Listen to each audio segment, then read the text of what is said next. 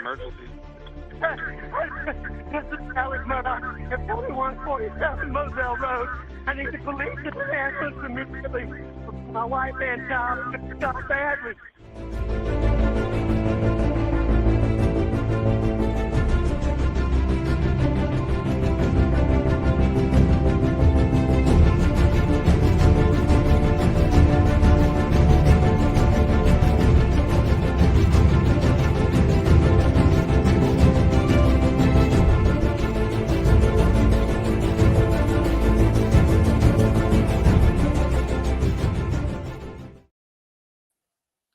Well, good morning, friends. I hope you're all doing well, wide awake, and ready for another day of trial. So what I'm going to do is I did find kind of a neat channel that I thought we could watch while we wait for everything to kick in. Should only be about another 8 minutes. So I will share this until and enjoy.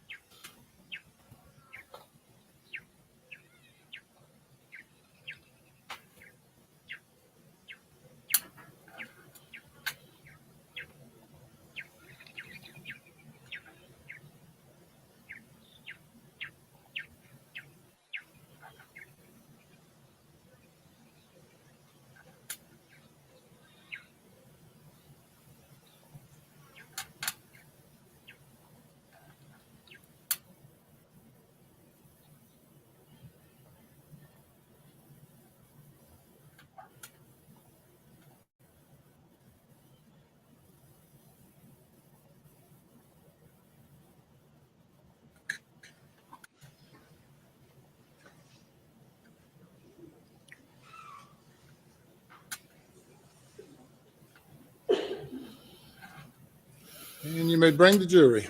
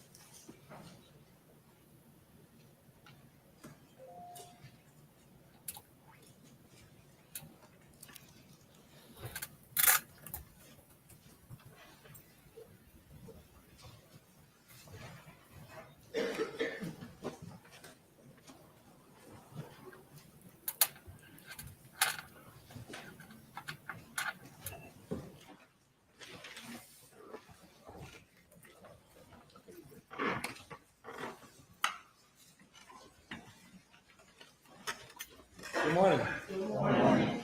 Welcome back, ladies and gentlemen. Day number 6. Has anyone attempted to contact you or talk with you in any way? Okay. Very good. Cross-examination begins. Mr. Harpootlian. Please, court, Your Honor. Yes, sir.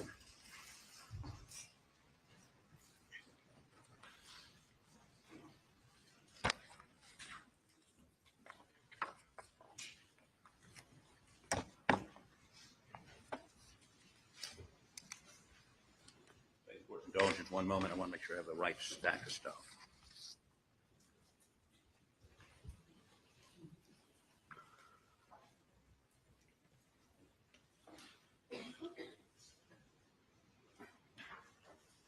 Good morning. Good morning. So, get organized here.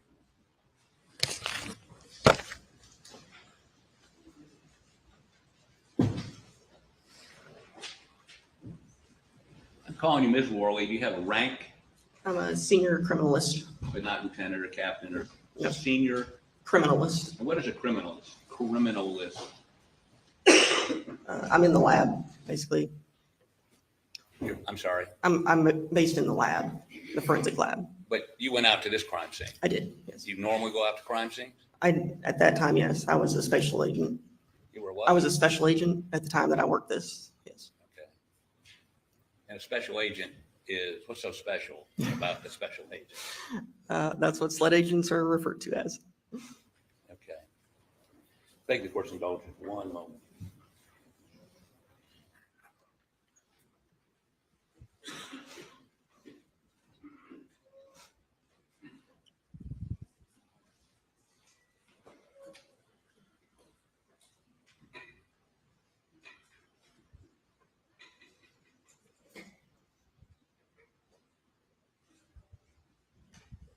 So,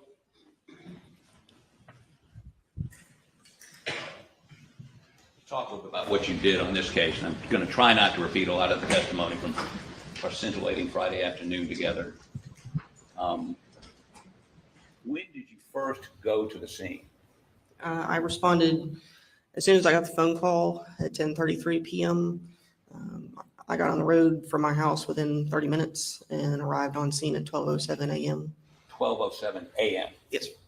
Now, when you got there, the Carlton County Sheriff's Department, were they supposed to process the scene? No, What they were supposed to do?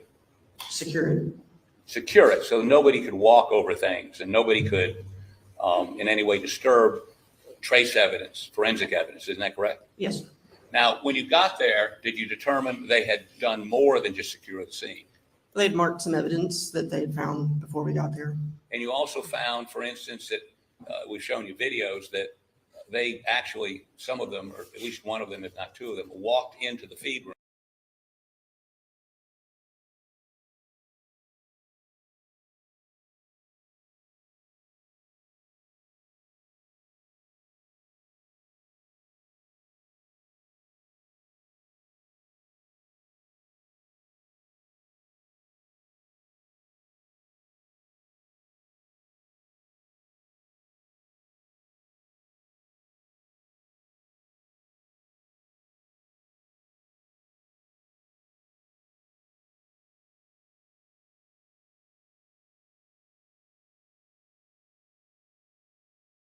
Colleton County could have been the coroner. Yeah, sure.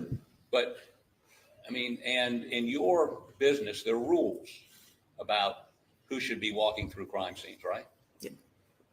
Preferably as few people as possible. If you don't need to be in there, then you shouldn't be in there. And when they, like went around and pulled the sheet up, they were walking in an area where most likely the perpetrator had walked, correct? Possibly, yes. I mean, that's right outside the feed room. Right. And those shell casings that were near, or some of them were near, some of them were further away from Maggie's body, walking in the dark,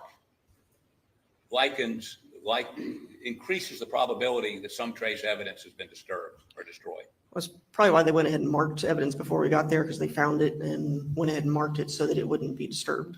But couldn't they just stood back and said, there's shell casings in there, so when you got there, you would have been, maybe you would have even waited till the next morning when you had some light, right? No, we would have started like we did as soon as we got on scene. Okay. Well, you did some measurements, Yes, and those measurements are recorded on a sketch you did, yes, not to scale, right. and make sure. Okay, that's my stuff. Yeah, that's my stuff. Oh, okay. These are all the exhibits, state and defense? Where are the state exhibits? Okay. Okay, so let's look at I know they're for pictures.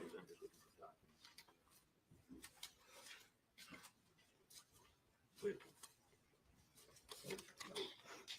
No. Maybe they didn't put them in. Let me ask.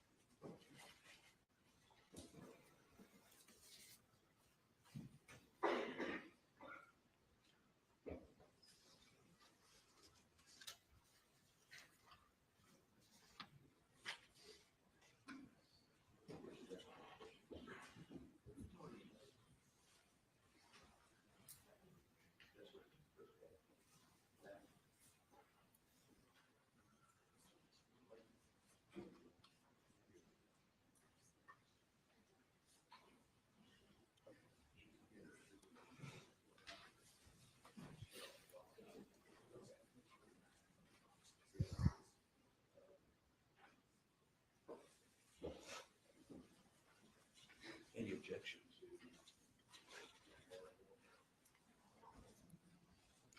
Mr. Harpoon, do you need more time before proceeding? Well, I'm just trying to. Well, do you need more time? No, sir, I'm ready.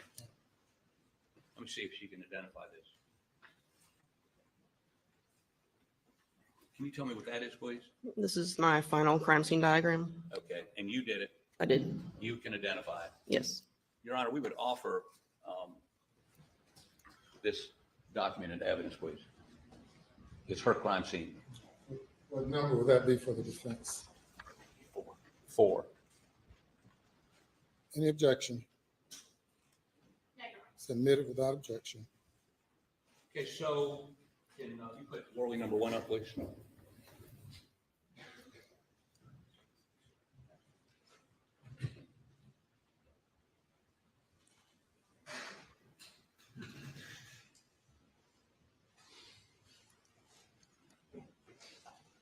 Okay, and you can see that on your screen? Yes, sir.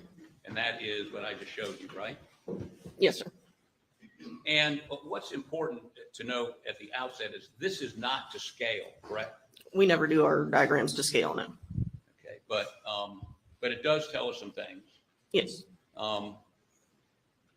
You found a projectile that went through the doghouse, That's right.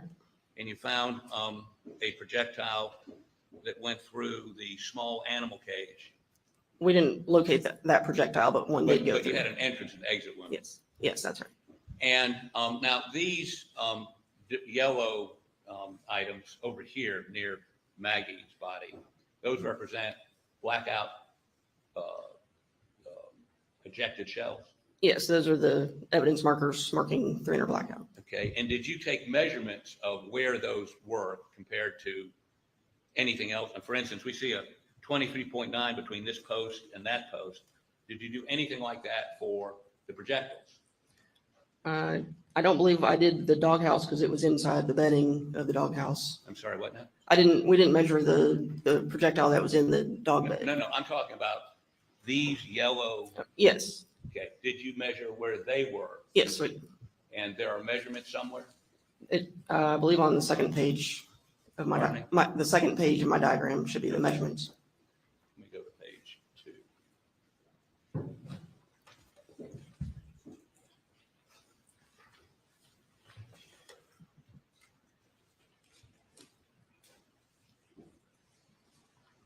Do you have your report with you? I do. Do you have that page 2? I want to make sure I'm referring to the right one.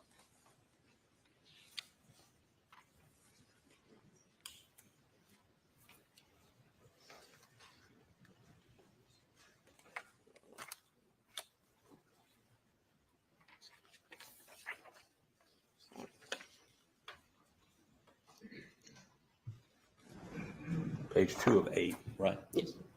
Okay, and when it says you've measured them RP1, RP2, what does that mean? That's reference point. So this corner of the feed room was reference point 1. This column was reference point 2, and this column was reference point 3. Okay, can you find page 2 for me, please?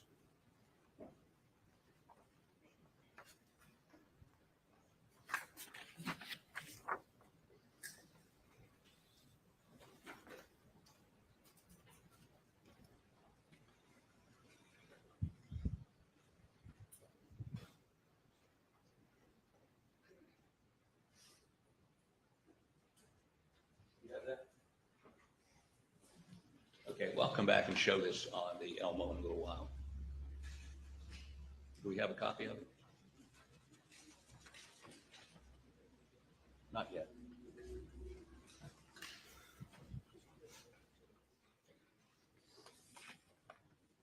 What I'd like to do is, let me give you yours back. And ask you, what did I do with it?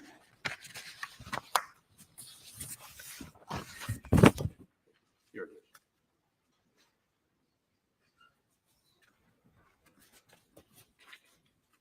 Is that what we were just looking at? Yes, And are these your calculations? they are. And this is what you recorded? Yes. Any objection? No. I'm sorry? No objection. No objection, okay. Your Honor, I'd like to offer this into evidence. I think this defense, fine. Submit it. We'll go back and look at that again in a minute. And so, can I have Roy number 1 up?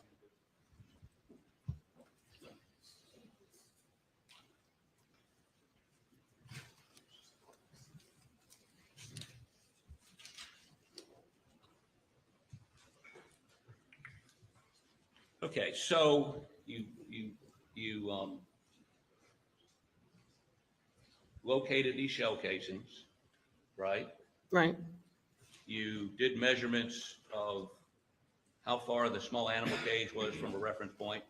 Yes. And how far what was the reference point for the doghouse? I'm not sure that I measured the doghouse to a reference point. You did not measure the doghouse. I don't think so. Okay, so let's get a little more.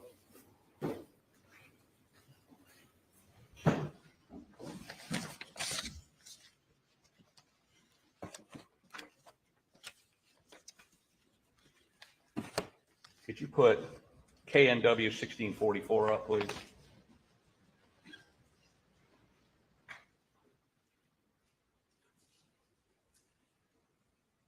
Let me show this to her. I'm sorry, getting myself whacked.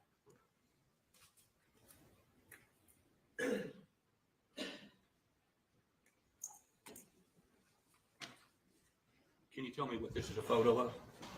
It's, the doghouse. Well, Looking- and but did you make this or was this done under your supervision? Yes. Yeah, Your Honor, we'd offer this in evidence. No objection. Number 6. Submitted. Now, hold on one second.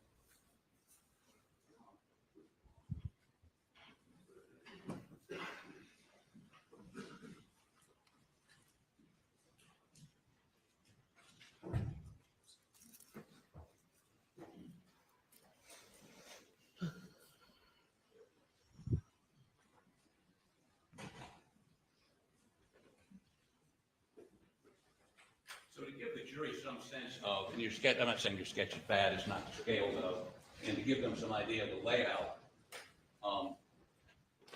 this is the doghouse, Yes. correct?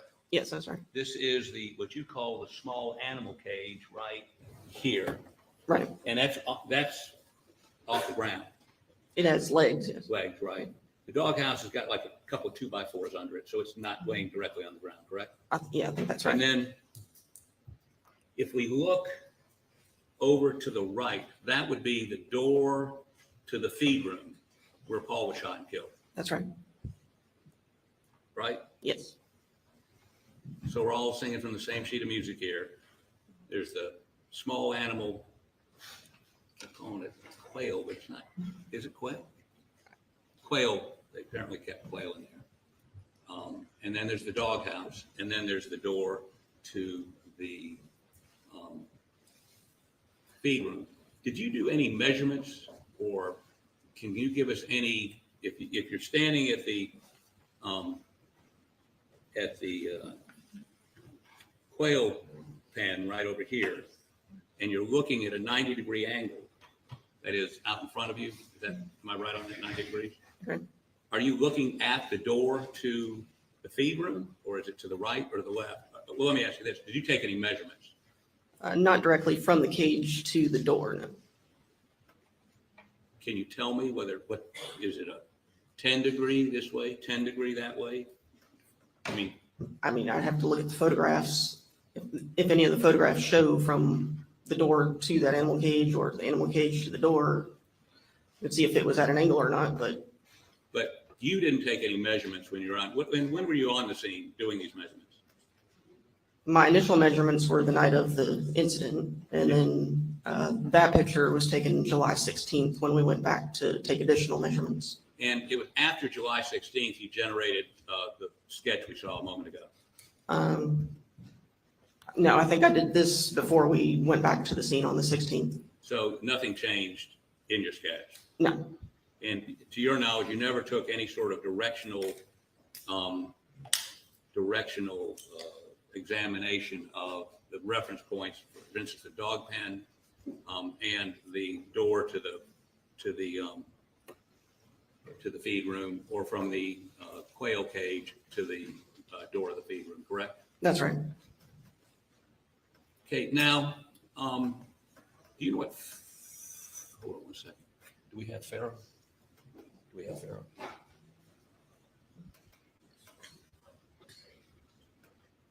No?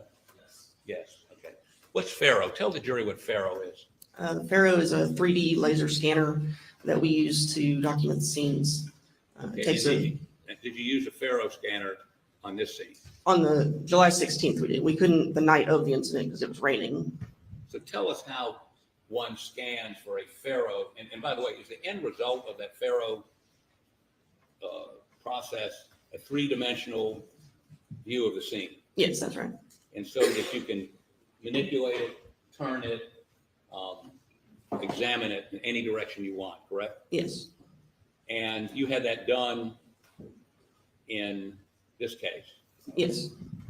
I did not hear the Attorney General ask you about it in your direct. Was it brought here to the courtroom? I believe it's here, yes. It's here. Okay, well, I have a copy of what you furnished to us. Any objection to this coming into evidence?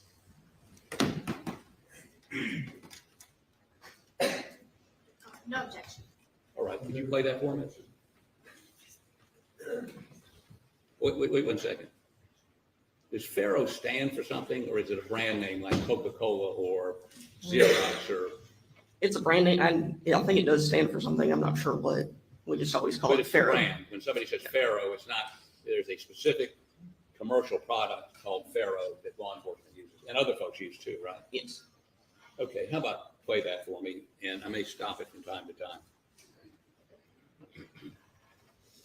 All right, I believe a juror raised his hand, Your Honor.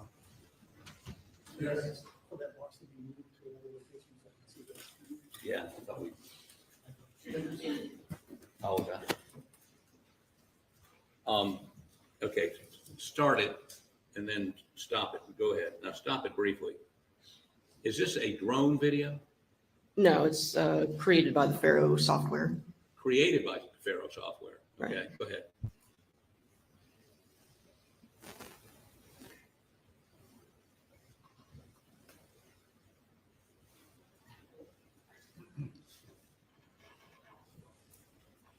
Stop it again. That would be right down here. That would be the dog house, right? Right. Okay, keep going.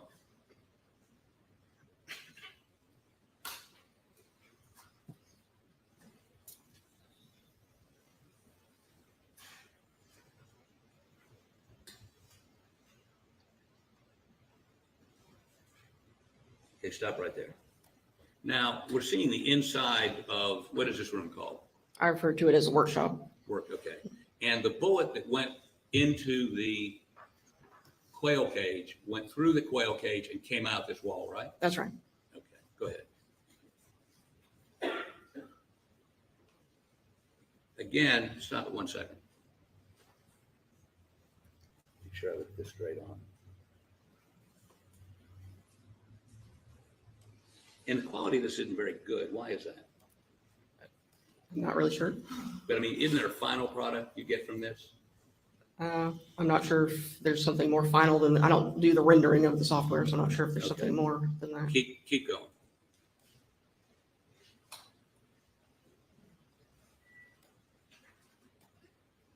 Okay, stop.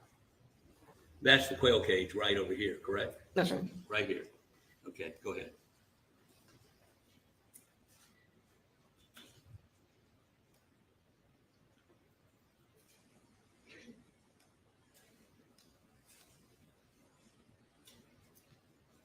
That would be the doghouse. Yes. Okay, let's keep going. Stop it, please. Now, the bullet hole into the doghouse is on the side facing this greenery, or is it on this side over here? It's on the other side. On the other side. So there's a bullet hole that comes in here on this side. Right. The kennel side. Yes. What now? The side that the kennels are on. No, the kennel's back this way, right? Yeah, but it's on that. If you're looking at the front of the doghouse. Okay, right. So it's coming in here, Yes. and where's it exiting? It goes into the doghouse and there was a dog bed in the doghouse. It goes in there. Okay, keep going. Now, stop right there. Go back just a little bit. Okay, go ahead. So as we watch it come around, you would agree with me that the doghouse is not perpendicular to, stop it, to the door to the feed room, correct? Right. Okay, keep going.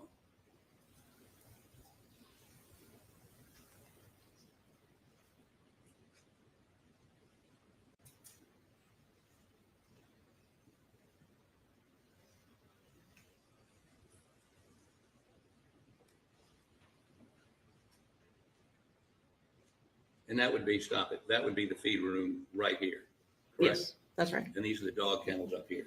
Right. Okay, keep going.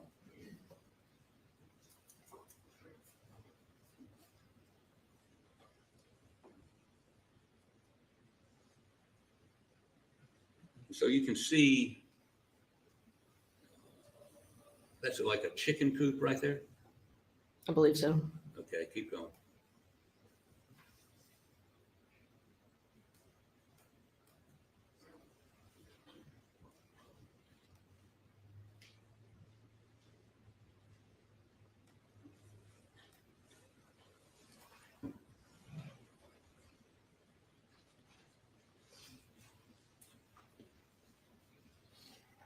And that's looking at a structure that's back probably 150, 200 feet away from the kennels, right? Yes, It's got farm equipment in it. yes.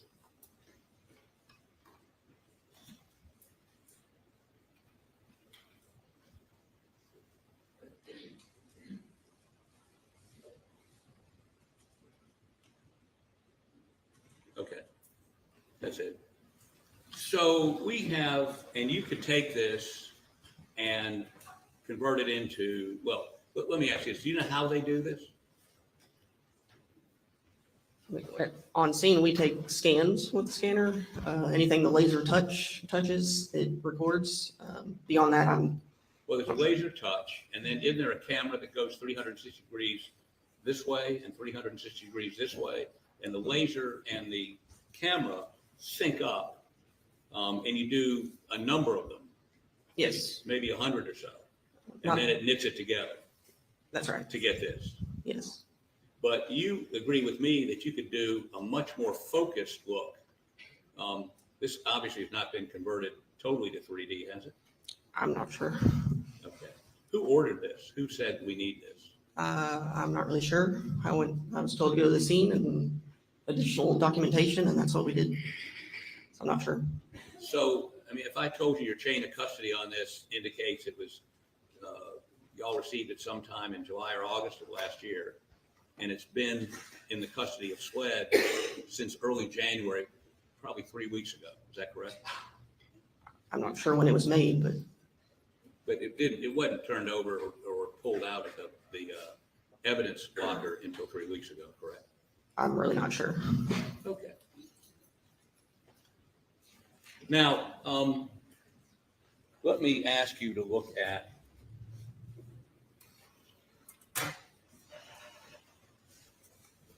that report of the sketches, right? Mhm. Well, let me do this first.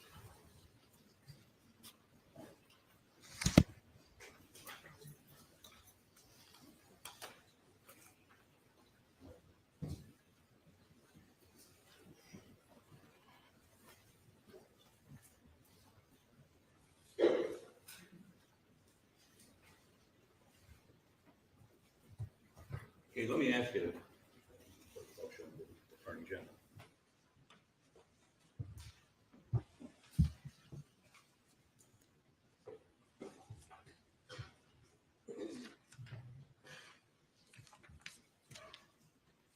I'm sorry, the multiple copies.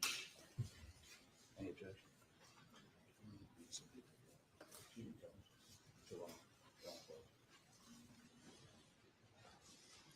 Let me ask you to examine these photos and see if you can identify them.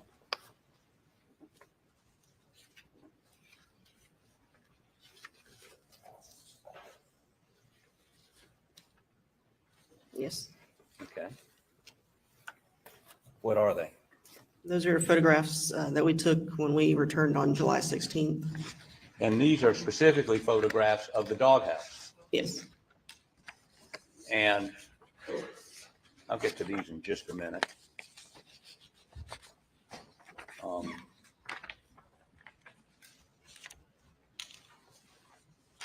So this would be 7. This would be 8, 9, and 10. Make sure I don't put duplicates in.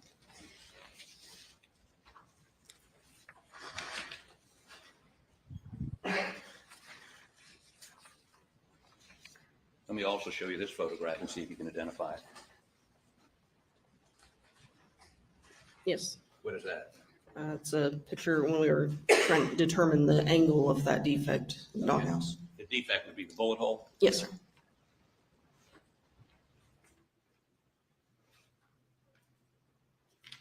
Offer this into evidence as number 11 without objection. 11, right? Okay.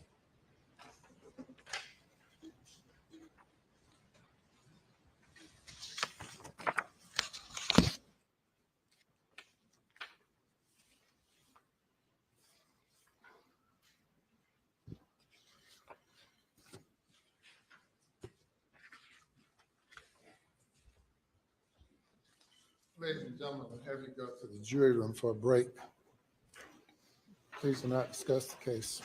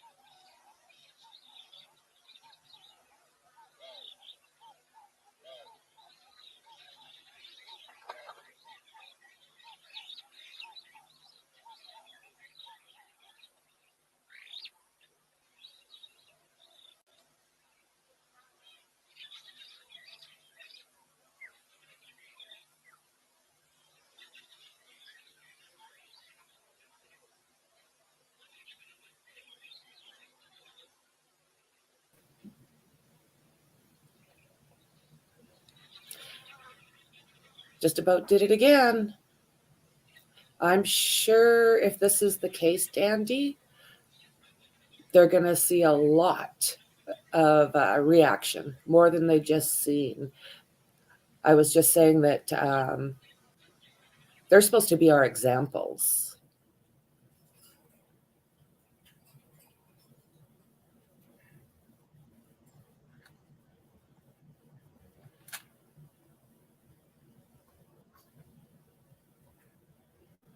Exhibit numbers. Leon, give us 1 minute. She's still marking. Yeah.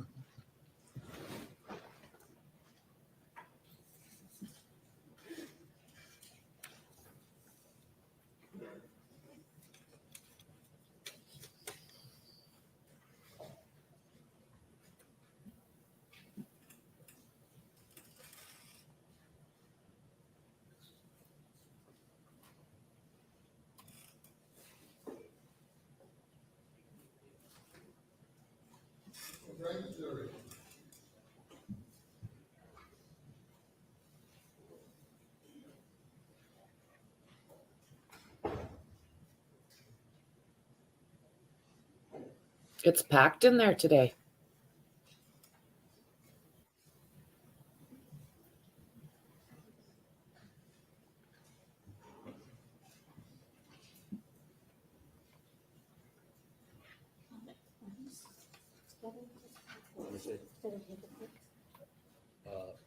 No, it's two separate.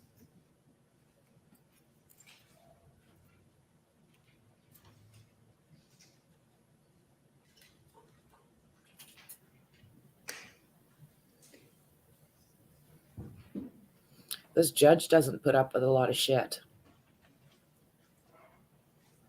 The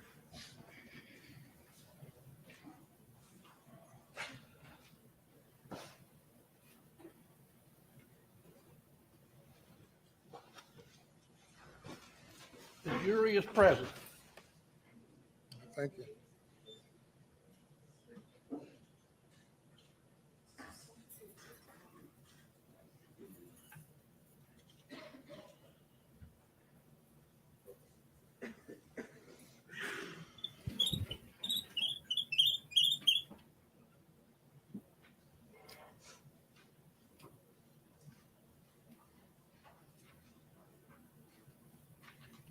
He's never ready.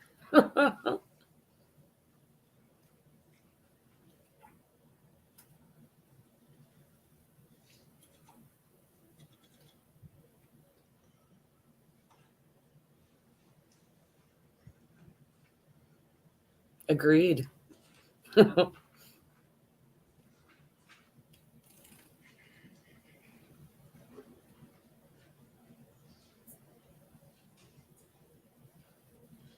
What'd you think of the giraffe, Standy?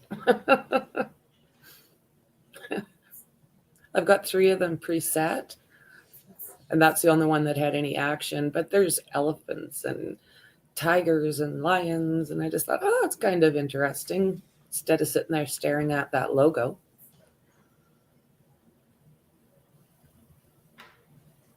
I'm an animal lover.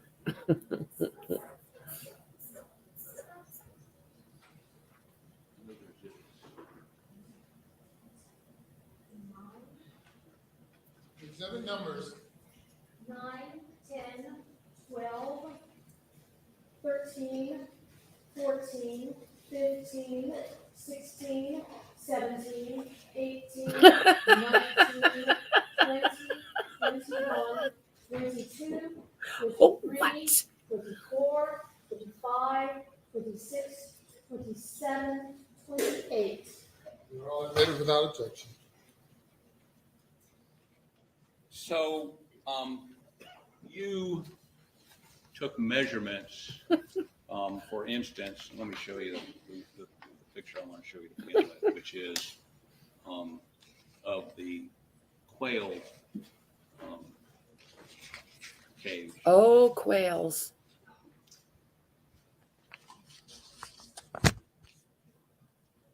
Me either.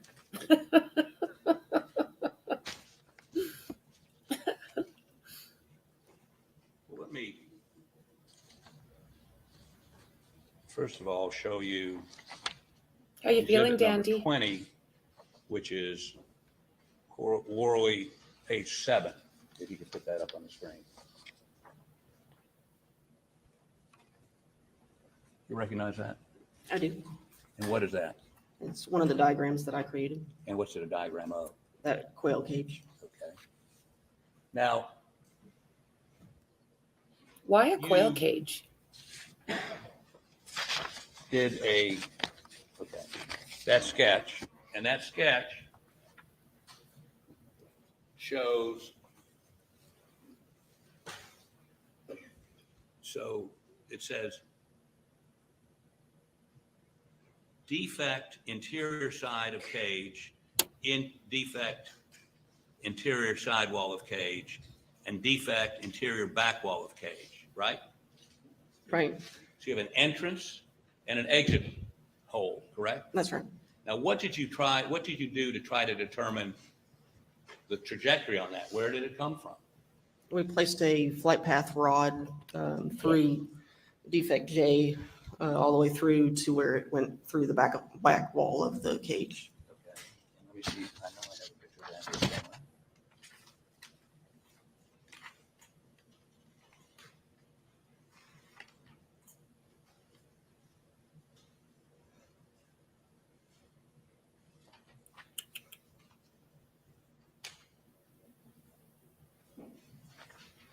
Is that a picture of that rod? It's one of the many pictures, yes. No, but I mean, does that It's- picture accurately depict the rod you put through, but from the exterior to the interior? Yes. Okay. How about put that up, please? The 2019.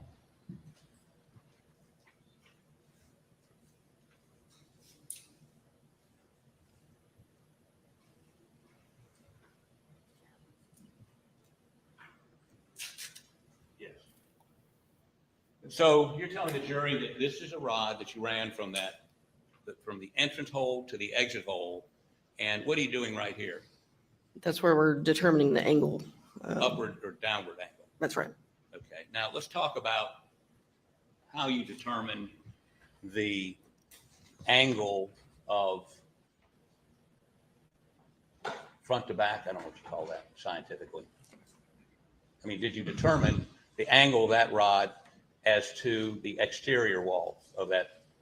Yes. Okay. And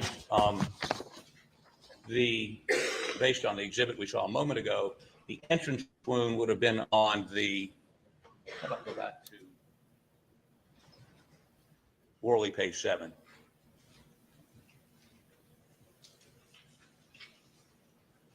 The entrance would have been on this side, correct? Yes. Now, the feed room, you would agree with me, is not on that side of the quail cage, correct? That's right. Matter of fact, this side faces the feed room, correct? I believe so, yes. Now, did you determine, and I can walk through all the technical things you did, but did you only determine the angle, you can check your notes, the angle of the entrance hole over here to that side? That is, is that horizontal? Am I talking horizontal? Yes. Okay, the horizontal entrance and exit wound, if you put that rod through it, what did it tell you about the angle as opposed to that flat area? We determined it was approximately 41 degrees. 41 degrees, and if I'm standing at that edge, is it 41 degrees to my right or my left? I believe to the right. I'm not sure though. Can you look and see? I don't have that in my notes. Okay, let me show you a picture. It's worth 1,000 words.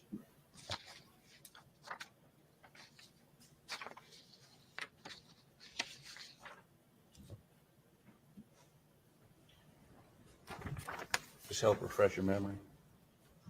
Yes. And so, could you put KNWL 2019 up, please?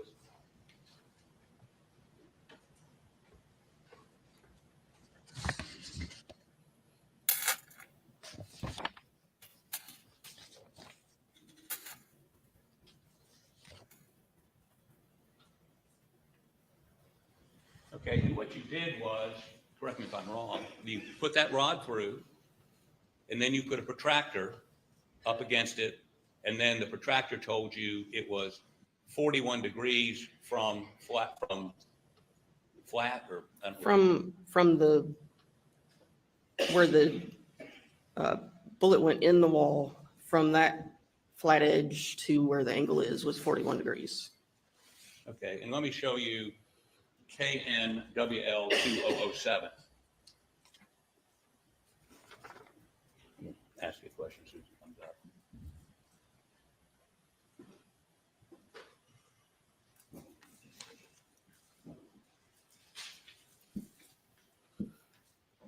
Strike that. I don't, well, that's it. But that depicts that rod you put from the exterior through the interior, right? That's right. And so as that rod sticks out, it would be the path of the bullet.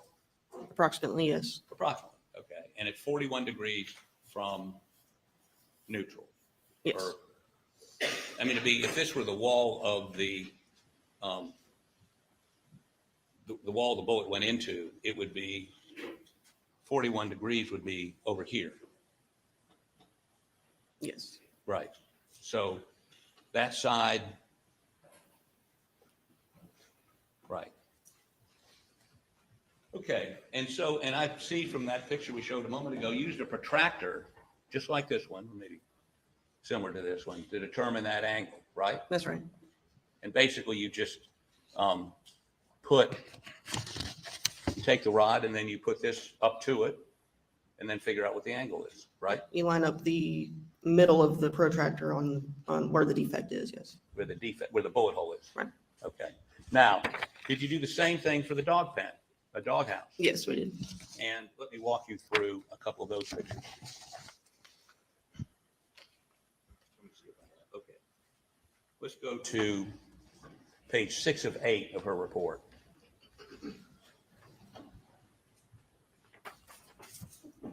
Is that something you prepared? It is. Okay. So if we look at this, could you zoom in just a little bit for me, please? And here we go. So defect 1 is the entrance hole. It's defect I, yes. I'm sorry. Defect I. Okay. And defect H is what? We weren't sure if it was a defect. It didn't go through the wall, but we marked it. Did you have anything that went all the way through? Just I. Just I. But you also stuck a rod in that, correct? Yes, we did.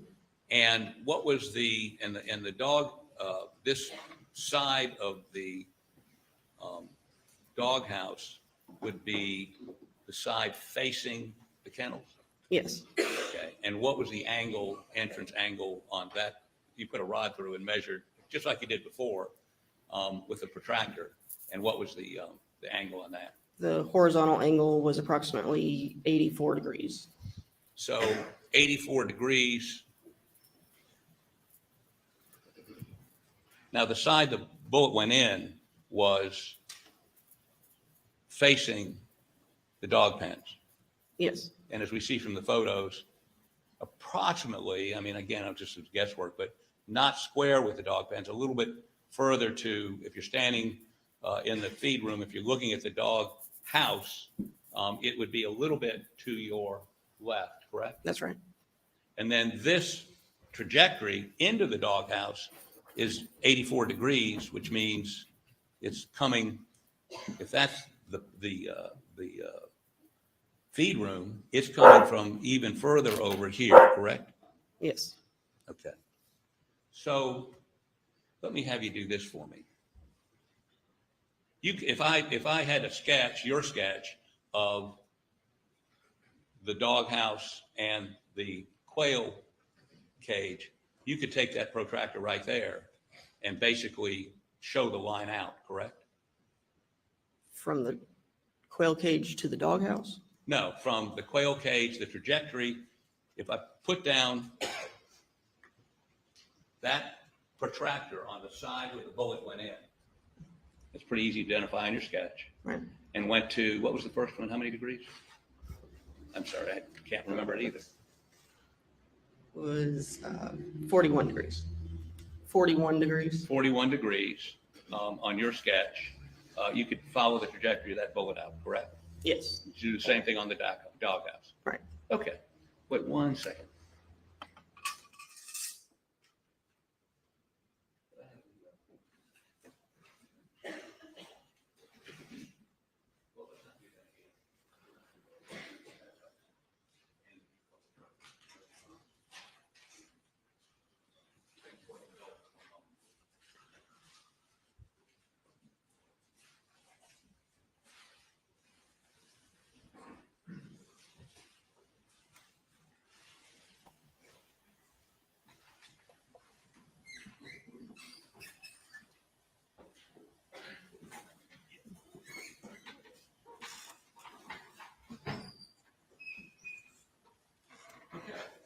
So, how about show that?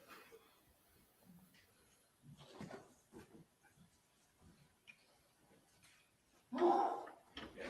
Is that just a blow up of what we previously put into evidence? Yes. How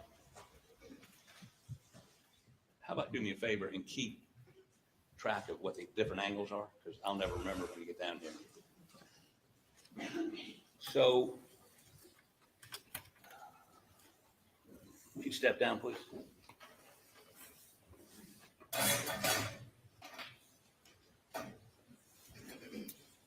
Let's get this oriented correctly.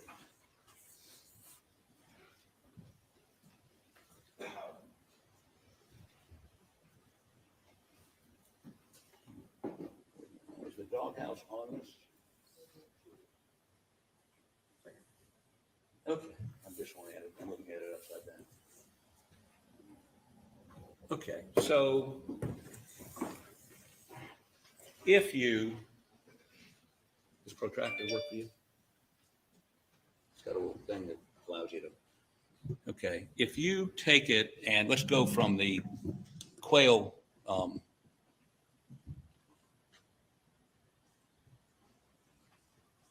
here it is, small animal cage. And the projectile came in on this side over here, correct? Okay, so if you'll come over here for me, please. And put the put the protractor against the, there you go. And how many degrees did that go? 41 degrees. Okay, could you put that on 41 degrees?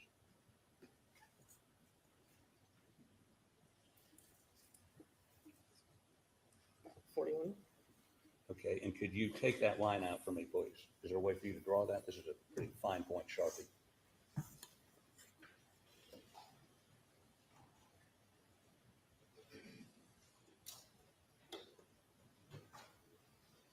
Okay, I'm going to hold this down if you'll draw that line for me, please.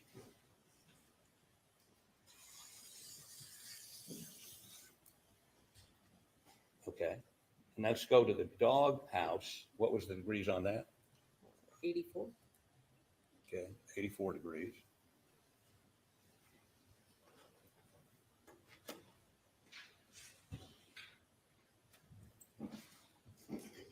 Okay, and how about draw a line for that for me, please, from the side of the doghouse?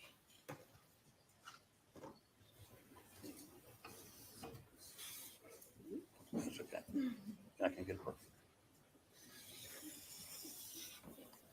Okay, now I'll take that easel now.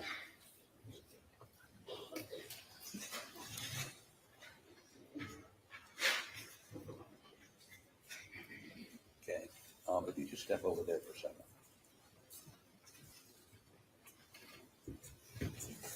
Oh.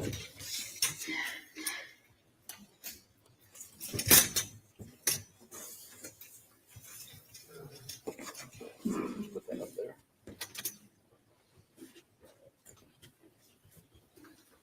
Now, is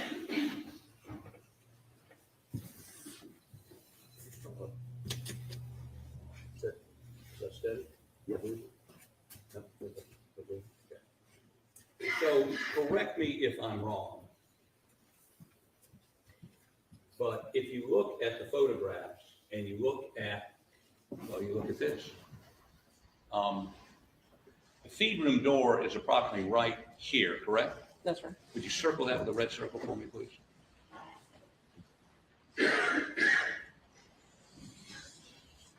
Okay. And the trajectory on both these shots, so let's take the small animal cage. Did that come from anywhere near the feed room? Doesn't appear to me, no. It would have been up, if you follow that out. Are you familiar with where that grapevine was? If you're looking at the feed room all the way to the right? Well, it's, I think a little bit further up than that, but even maybe beyond that. One of the shots fired by that AR, blackout, was fired from somewhere way up here, correct? I mean, that's the trajectory. Doesn't mean, I can't tell you the distance it was from the animal cage to wherever. I can't tell you where the shooter was within that line. But that line is way away from the, right? Right. And this one, while it's closer, it's still many feet away from the feed door. So as you saw this area right here that night, you assumed, I think not assumed, but everyone sort of concluded that it was a relatively close shot into the feed room that killed Paul, correct? 2 shots. I believe so. Okay. Now the AR, at least this line would indicate the AR was some distance away from the feed room when those 2 shots were fired, correct? Okay. Now you recovered these projectiles. Were they tested for blood or tissue so that you could determine whether they passed through Maggie or just for misses? I submitted as a physical labs. I don't. You don't know whether they tested them or not. If I told you they didn't test it, would that surprise you? No.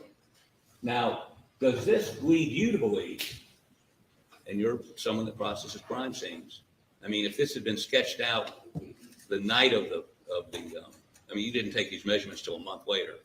I took these measurements on scene, kind of. Oh, so you had these measurements. Right. But did you know the degrees No, that was no. until July 12th? But on July 12th, did anyone go back out and walk this line to see if maybe there's shell casings way up here? No one looked up there, correct? Not what I'm aware of. Okay, and no one did a topographical study to indicate, if you follow these lines back, whether wherever a shooter could have been were higher or lower than the doghouse or the small animal cage, right? Right. But doesn't this indicate to you there were 2 shooters? There was a shooter up here and a shooter down here? Is there a possibility, let me say this, is it a possibility that there are 2 shooters based on the data you collected? It just indicated it was moving. Movement from here all the way up to here? I don't know that it went all the way up there. But is it, I'm not telling you, I mean, one explanation would be movement, correct? One explanation would be 2 shooters. I'm sorry? I Yes? wasn't there. when it No. But one explanation of this data would be 2 shooters. One explanation, not the, but one. Not the only. Yeah, not the only one, but it is a reasonable explanation, just like one shooter running up that way, correct? Sure. So one of the reasonable explanations is there are 2 people there, there are 2 guns there, one's a shotgun, one's an AR, and we now see that AR is being shot from way up here, correct? I can't see that, no. It's somewhere along that line. And that line goes a dozen, 2 dozen, 3 dozen yards from the feed room, if you follow it straight up. I don't know where they were within that line. Could someone have been a lookout there? They went there to kill Paul, and that's the lookout. Maggie surprised them. They thought she was gone. I have no idea. Reasonable though, right? Right? I wasn't there. I know you weren't there, but none of us were there. We're trying to figure out what happened that night. And clearly, one reasonable explanation is 2 shooters. One explanation. One. Right, and a number of them.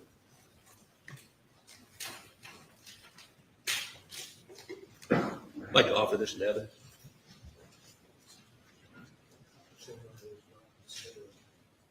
Yeah, it's not to scale. She can carry it. Talk to the court. I'll reach you. I'm sorry. Your Honor, I'm offering this to evidence. Says the state. Don't say Go ahead and take a stand.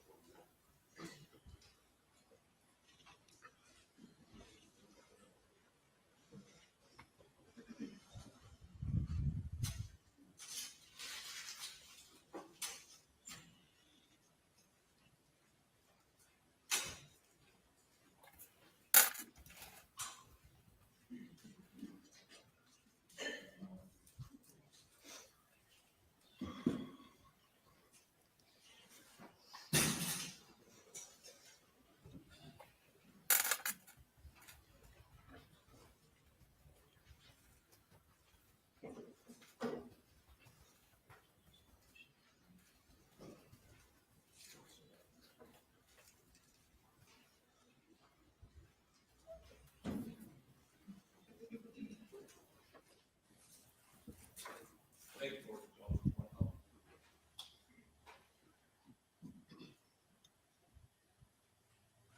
your report on the doghouse shot.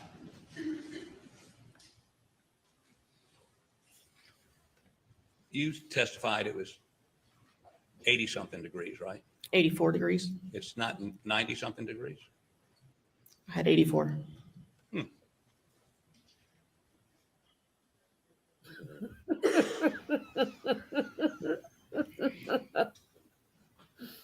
She's like, what? Beg the court's indulgence. Let me look at these exhibits for one second. She's like, what the hell, old dude? Get it together. Unreal. He's just looking confused. Okay, Gee, let me show you defense exhibits right. 19 and 22. Are these the actual protractor measurements you did that? Of the animal cage. Okay, both of them are of the animal cage? Yes. Okay. And did you do the same measurements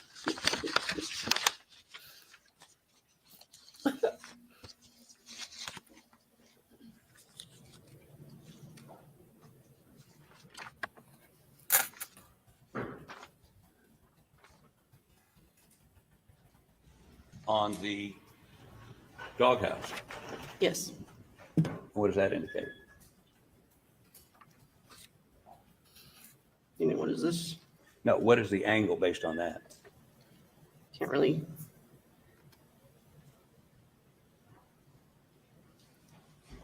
$80-something. Okay. You have in your notes, let me see what you have in your notes you recorded.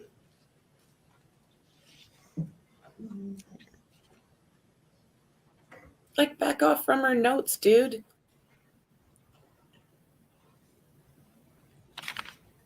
And that's, where's your full report?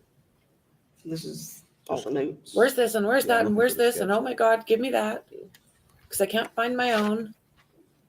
Okay,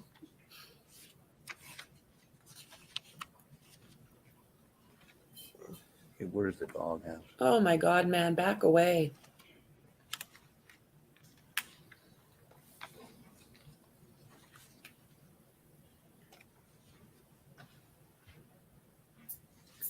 What does the horizontal 96 degrees mean? Not sure why that says 96.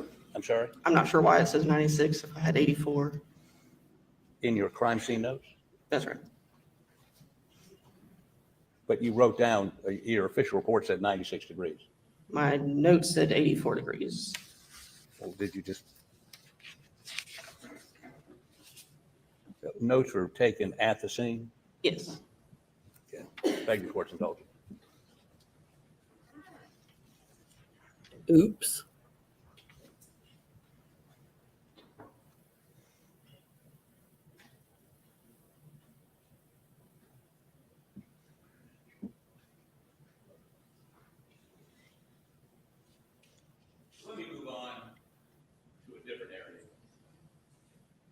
me say this to you.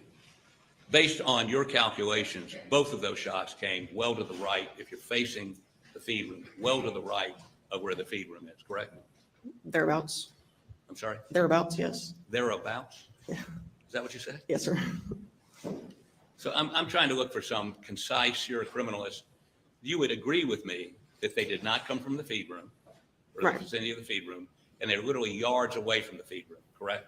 Yes. Okay, I'm not going to beat that, of course. Don't. Yeah, So don't. let's talk a little bit about footprints. Okay? Okay. So I noticed in your report, correct me if I'm wrong, that you were unable to identify, either exclude or include, a number of different footprints in and around the feed room, bloody footprints, and other footprints, because of the quality of the photography. Is that correct?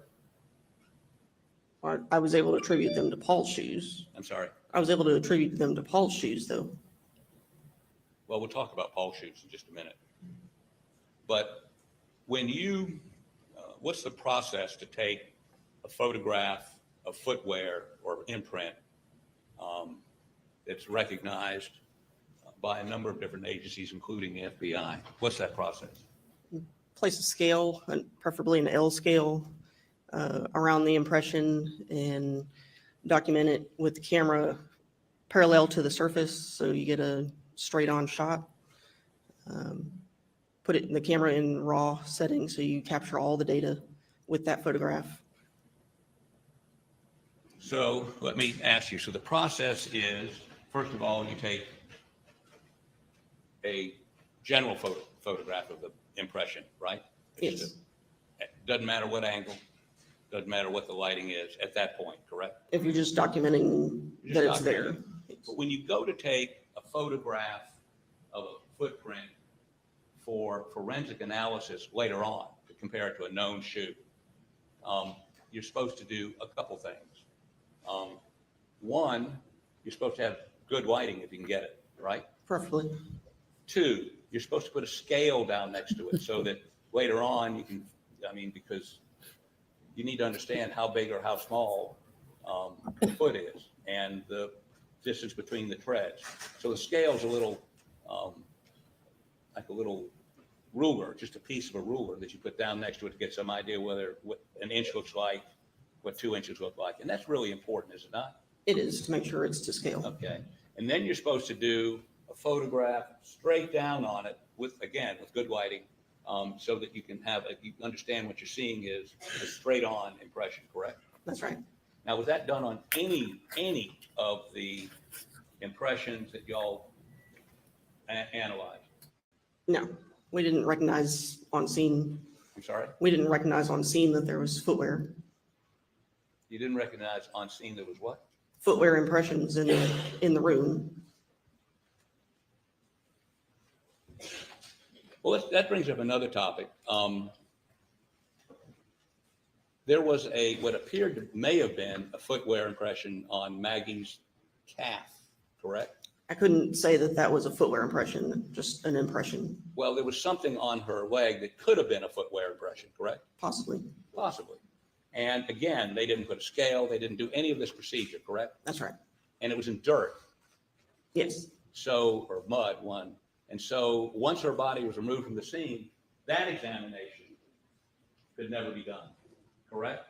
that's right. Matter of fact, none of the impressions could be examined after the next day at best, correct? Not physically. Right. You couldn't go back out and take new photographs. Right. So the procedures followed were not the procedures recommended by every agency and your agency, correct? If I had realized that was footwear on scene, I would have documented it properly, yes. Okay. But since it wasn't documented properly, we can't include or exclude, except for Paul's, correct? That's right. Now, are you a certified footwear examiner? Yes. By who? Well, within SLED, yes. I'm sorry? Within SLED. Within SLED, but you not peer reviewed or? Oh, yes, I am peer reviewed. By somebody at SLED? Yes. Okay. And your analysis is that one set of those footwear impressions is Paul facing the back of the feed room, right? Right, And yet we know, and they're bloody, so he's already been shot. right, And we know the initial shot came buckshot, very small pattern, in his chest, and came out underneath his left arm. Matter of fact, it was wadding under his left arm, and buckshot went through the back window and embedded in the windowsill. You documented that, right? right. And then I think some of it embedded in a tree back behind that window, correct? I think, yes. And he's facing backwards, bloody footprints. Has anyone discussed with you how he got faced away from where he was shot? No, Were the footprints smudged as if he was turning? and there was blood dripping. He was stepping in the blood and leaving his own footwear impressions in the blood. I don't know that it was smeared necessarily. Well, we also know that a second shot, literally his head exploded, his brain flew out. We know there's hair and blood all over that door up high. There's actually hair and blood and pieces of his skull in the ceiling and around him. Assuming the first shot would not have been immediately fatal because it didn't hit any critical organs, he would have been alive for some period of time after that shotgun blast to the chest. But the second shot, as you've seen in the pictures, and you were there that night, wasn't his brain laying at his feet? It was beside his left leg, yes. I'm sorry? It was beside his left leg, yes. Yeah. And his feet are just, one of them is just inside the feed room and the other is not. Yes, And he's face down. right. So you can't explain how he got shot in the front when he's at some point soon thereafter is facing backwards. Can't say which way he was facing when he was actually shot. The second shot, he was right there at the door. I can tell you that. So he got from facing the back door after he was shot, I mean the back window, to facing forward for the second shot. Is that right? Right.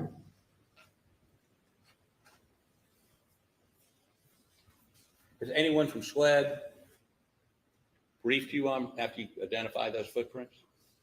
No, They didn't ask for any explanation?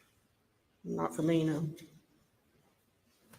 Okay, and you would agree that because of the way the scene was processed, that most of the footprints you were unable to do any comparison to because of the way the pictures were? No, I was able to do a comparison and they were mostly Paul's shoes.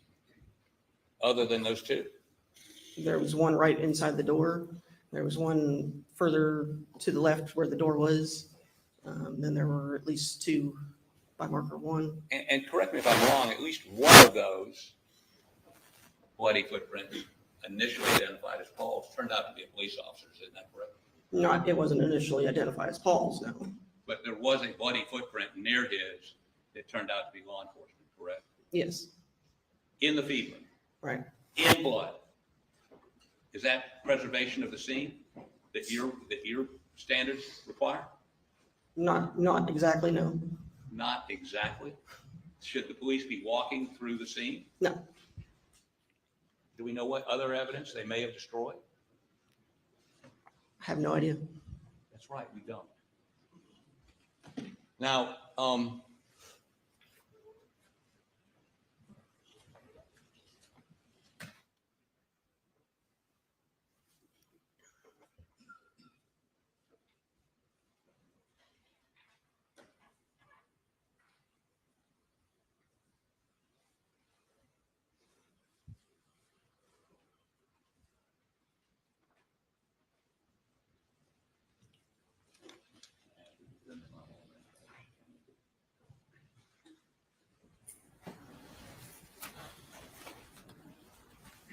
have you seen this photograph before? Can you identify it?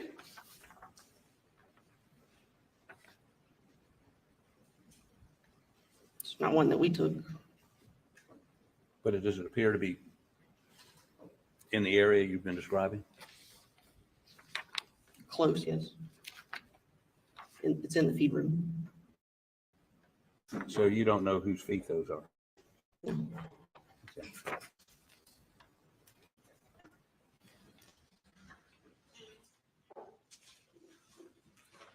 Did you check other foot impressions in the feed room and exclude Paul? No, There were other bloody footprints or impressions in the feed room. Did you identify them as Paul's? I thought I accounted for all the ones that we knew of. Okay. Now,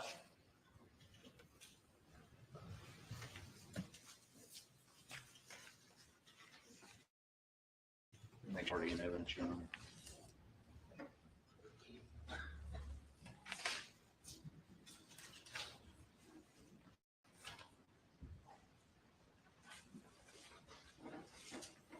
Can we look at offense exhibit number 2, and we need to cover the screens?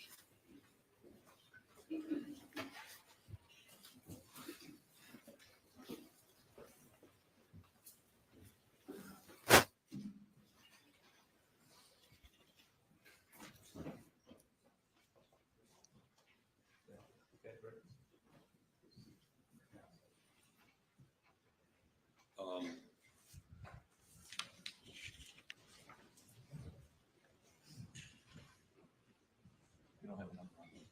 You got it? Okay, can you put it on the big screen? Okay. So we've talked about this previously just a moment ago. I'm going to put it up here so we can blow it up. Okay, do you recognize this photo? Yes, Is that the way you saw Maggie that night? it is. Now, how about zoom in on her calf, right there, yep. Now, somebody, even that night we see in notes, thinks that could be a footwear impression, or could be something else, correct? I couldn't determine what kind of impression it was. No. Okay. But you would agree with me, there is something on the back of her leg that has some sort of pattern in it? It is, yes. Okay. Not naturally occurring pattern. Right. And this is the only photograph you received that night, or you received ever, of Maggie's calf, correct? That's not the photo I used at all. I'm sorry? That's not the photograph I used at all for my footwear examination. What photograph did you use?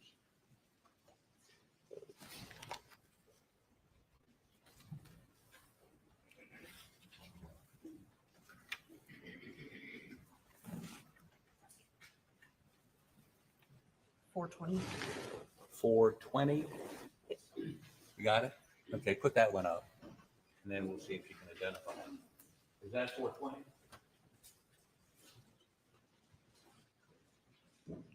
Yes. Okay. We'd like to offer photograph 420 into evidence, Your Honor. No objection, we just asked to see the photo before it's offered. It's admitted. Thank you. I don't have it. We'll get it. Do we have Holly, we got a hard copy of that? Thank you. We'll get it to you in just a minute. So, could you come down here for just a second, please?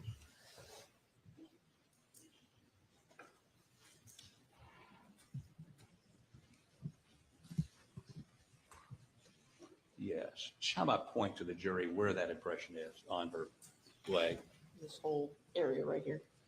And it has, if you blow it up, you can see some regular lines as opposed to irregular, right? Yes. Which would indicate some, not natural, but when I say unnatural, man-made something caused that, correct? There's a distinct pattern to it. Okay. Now, why were you not able to get significant definition to compare it to a footwear? I felt like I had enough definition. I just couldn't attribute it to any type of footwear. Any type of footwear? As far as any type of shoe, I wasn't able to attribute it to a specific type of shoe. Okay, now, and you would agree with me, there's no scale. Right. There's no multiple pictures of this from different angles for the purpose of giving you the more definition so you could make a comparison, correct? There's not. So this was not done according to procedure. I mean, I didn't know about this on scene. Yeah, but as your photographers take pictures, aren't they, I mean, wouldn't it be good just to put down a scale no matter what? If I had seen that, we would have. But I mean, Somebody had. a lot of these photographs are taken without you present, correct? No, I was there. You were there for that photograph. Yes. And did you notice the mud on her leg? No. But as you look at it now, you agree that a better photograph taken under the procedures of SLED and the FBI and everybody else could have given you a better ability to match it to a piece of footwear. He just Right. twists the words I don't know that a around. better photograph would have given me better results. I think I saw enough of it to know I wasn't going to be able to attribute it to a type of footwear. Without a straight on shot, without a scale, without all the things recommended. I couldn't even say it was a footwear impression. I just called it an Based impression. based on that photograph, Yes, which is not a photograph done to compare footwear. not ideal, no. Not ideal. It's not, the standards say that is not within the standards, correct? Objection argumentative. Can you answer the question? Go ahead. Did you understand what the question is? The question is, I'm sorry, Your Honor. Did you understand the question? Yes, What's the answer? it would be better to take a photograph properly with scale. But you would concede this was not taken pursuant, and what you're saying is no one appreciated the fact that it was a footwear or could be a footwear impression that night. So no one treated it like a piece of footwear. Right. But we know that same night, they didn't treat any suspected footwear according to procedures, correct? No scale, no multiple pictures, no 90-degree, right? Right. Okay, thank you. Go ahead and take a stand.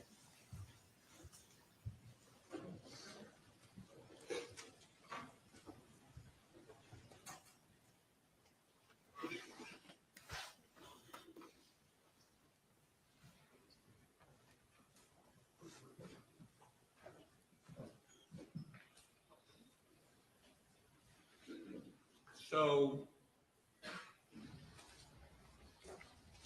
let me see if I can find these pictures. He's starting to rock again. Did you participate in processing Alex's T-shirt, shorts, and shoes? The t-shirt and shorts, yes. Okay, and what did you do with that?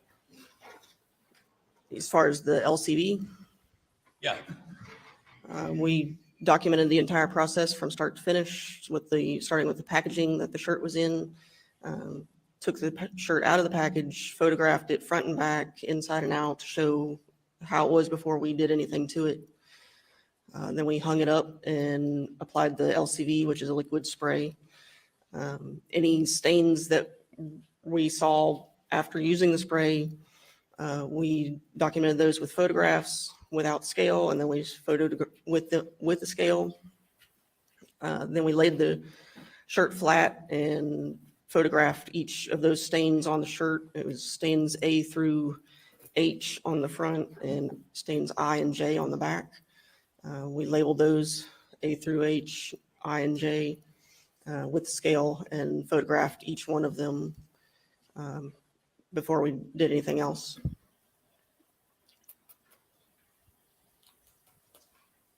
let me show you a couple photographs. Any objections? No objection. Can you identify these, please?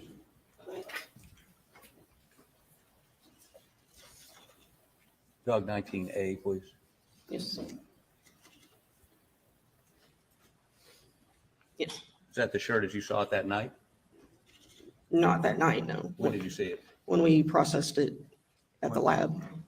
Okay, so you would agree with me that this shirt has, it doesn't look like it just came back from the laundry. It's got smudges down here and generally stains here and there, correct?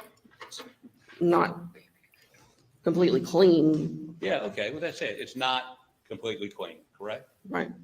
And then I'd offer that into evidence, Your Honor.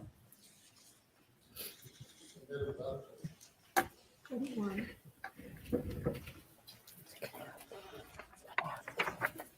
Tell me what this is, please. After we had sprayed the shirt with LCV, we laid it in a grid to account for where on the shirt each stain was. And there seems to be something on the bottom that looks like a handprint, does it not? I didn't see a handprint. That was on the body cam footage where he was wiping his face with the shirt right there. Offer this into evidence.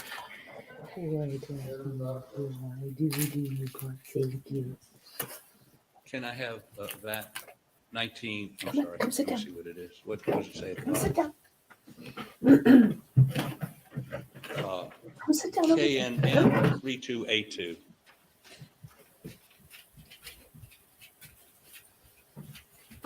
Sit down, girls. Good baby. Good baby. Okay, and we agree that you did this with LCV, right? That's what they call a presumptive test. It could be human blood.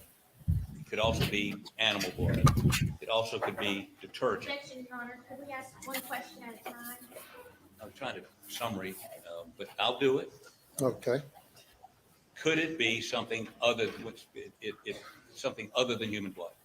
It doesn't determine whether it's human or not. Right. So it could be animal blood. It's possible. Could be detergent. Detergent oftentimes. Bleach maybe. Bleach. Okay. What about organic matter like plants? The only two I know of really is bleach and rust. Rust? Right. Okay. But there are other things that and that's why you do a confirmatory test. Right. And that's done with hemotrace. I'm not sure how. I don't do that part. But do you know what the results were when they treated it with hemotrace? Not sure. No. You never saw the report? No. No human blood found? Hey, now, did you test his shorts? We did the same procedure with the shorts. And there's some presumptive, some indication that it was human blood or something else, correct? Yes. Do you know whether they ran a confirmatory test on that? I'm not. I assume they did. I'm not sure. Well, but you don't know. Right. Do you know did you use LCV on the shorts or did you use something else? We used LCV. Did you do the shoes? No.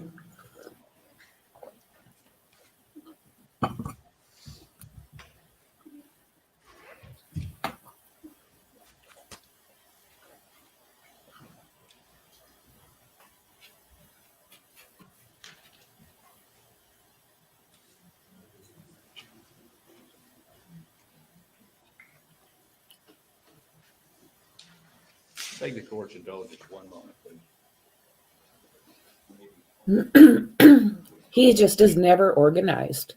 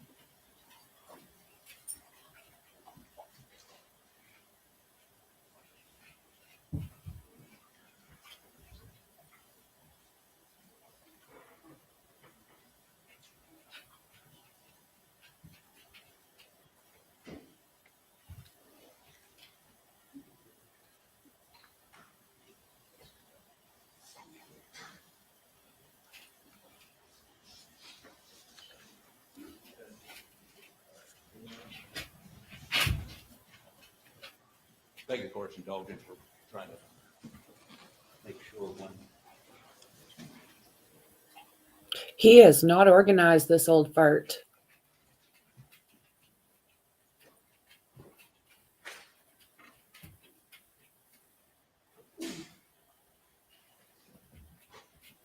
Buster? Yeah. He's sketchy. He's sketchy. I don't know that. It's just my personal opinion, right? But I really want to know where he was that night. Was he with Dad? Was he there by himself? Was he there at all? Yeah, I'm really curious about Buster. Copy of it, if she can identify it, okay? And I think she can. Go ahead and put it up. Go ahead, put it up. Number 217. Can you see it? Yes. Not very bright. Is that a picture that you took? Yes. Okay, Your Honor, we'd offer this picture into evidence. Yes. Okay, could you step down here, please?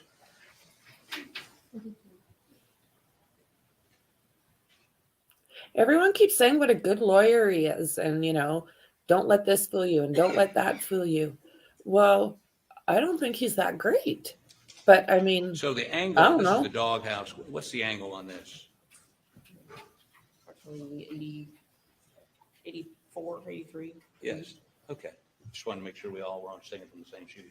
Even though you wrote down 96 in your report, correct? In my diagram of that, yes. Right. Yeah, I can see that. The official. My official notes say 84 degrees. But I'm talking about what we got, but I mean, we got your notes also, but in your printed. What you got, documents, Lizzie? 96, On the diagram. What you got, Lizzie? but it's only 84. Right. Okay, thank you.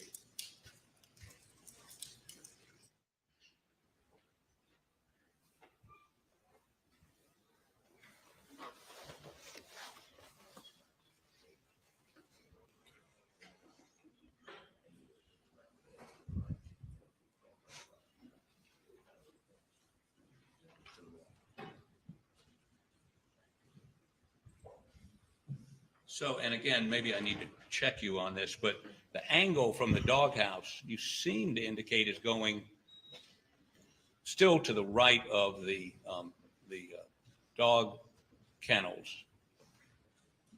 But and let me check it out just one second. I'm not sure you got this right.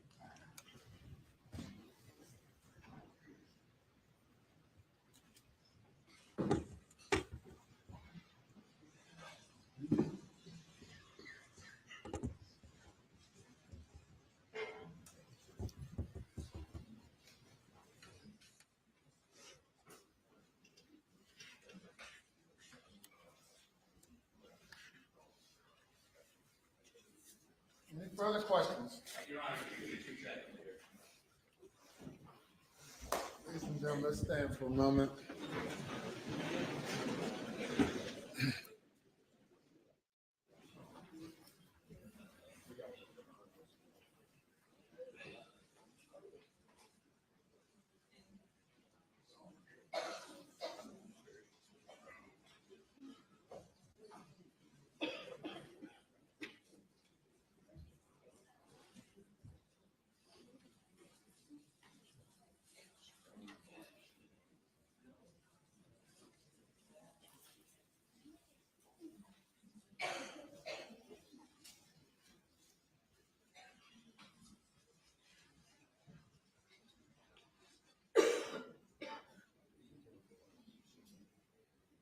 Okay.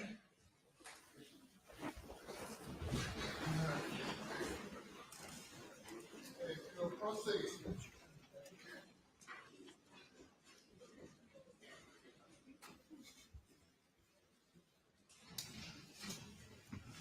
Thank you. No further questions. You're right.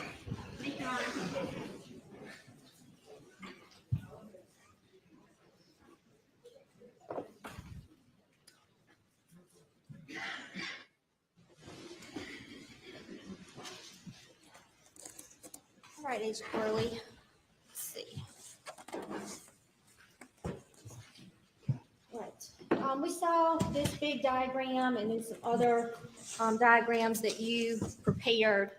What was the purpose of you preparing all these diagrams? Show for that one where the evidence was in relation to each other, where the victims were in relation to the evidence, where the kennels were and the workshop overhang, measurements, all the other diagrams, the doghouse, the animal cage, were to show more measurements of where the bullet defects were. Would those be done for reconstructive purposes? That's right. And was that really done here on this case? Not that I'm aware of, no. And in this diagram, what? It's exhibit 29. We see 2, 3, 4, 5, 6, and 7. And what were those? What did those indicate? Those were 300 blackout cartridge cases. And this is not to scale, is that right? No, not at all. So what does that mean if something's not to scale? It's not like an inch on there is not an inch in real life. It's just an approximation of where everything was in relation to each other. So it may not correspond to the actual dimensions of things on the scene. Right.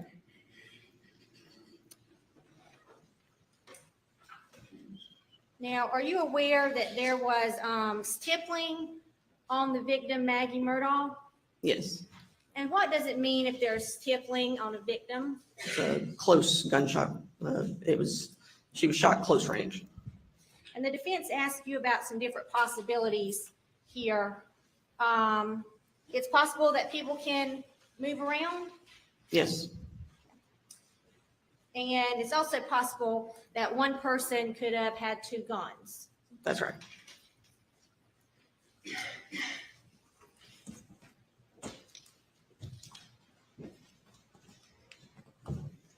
All right. Then we talked a lot about footprints. Let's see here.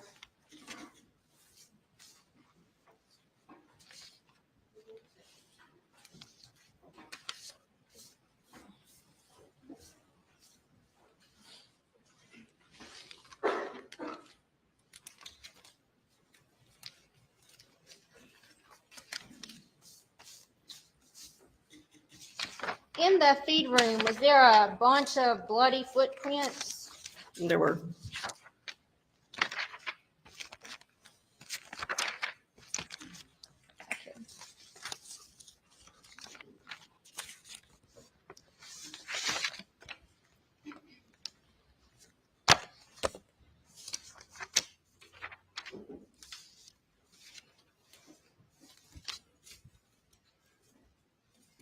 Things have kind of gotten disarray over here. If I could have a moment.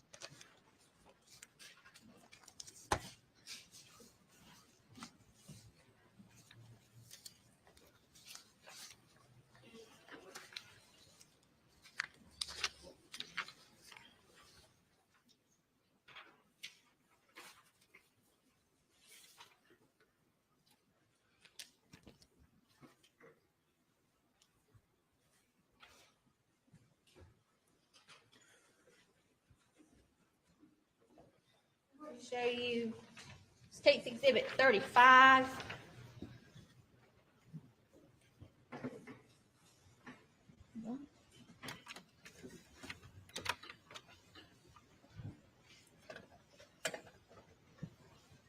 Are those the bloody footprints in the feed room? 2 of them, yes. And those were determined to be the footprints of Paul Murdaugh? Right. And now, just to be clear, I mean, in this picture, we aren't seeing like 5 sets of other bloody footprints. No. So you talked about some other footprints in the feed room. Could you kind of elaborate on that? Closer to the door, there was one, and also closer to the door, the actual physical door, there was one, a partial impression. Okay. And did you determine who those footprints belong to? Those were consistent with Paul's shoes. And is it possible that after SLED took some crime scene photos and moved Paul's body, that someone could have come in along later and stepped in? Your Honor, we Objections overruled. Is it possible that if there were more prints in there, that those could have been after SLED's pictures were taken? speculation. Objections overruled. I suppose so, yes. We also talked about footprints in states 194 and 195. Why couldn't you do anything with those footprints? I was not made aware of those footwear impressions until June 15th, when I saw one of those photographs. So you didn't take any of these pictures while you were out there at the scene? No, it was on the other side of the workshop. And we have no way to know when these footprints occurred. Right. Now, the defense showed us a picture of that dirt on the back of Maggie Murdaugh's leg. Do we even know if that's a shoe print? No.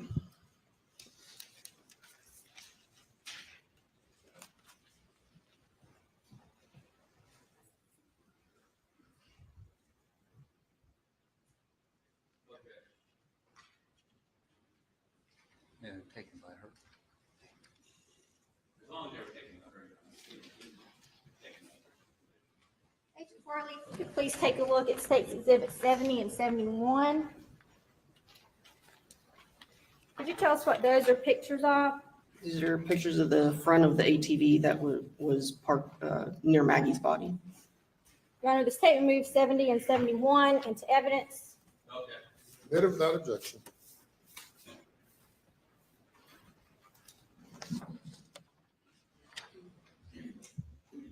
So if we look here at Defense Exhibit 9, can you point out where the ATV was there the night of the murders? That photo was taken on July 16th. But where were the photos or the ATVs on the night of the murders? Under that overhang behind the doghouse. This time I'm going to publish States Exhibit 70.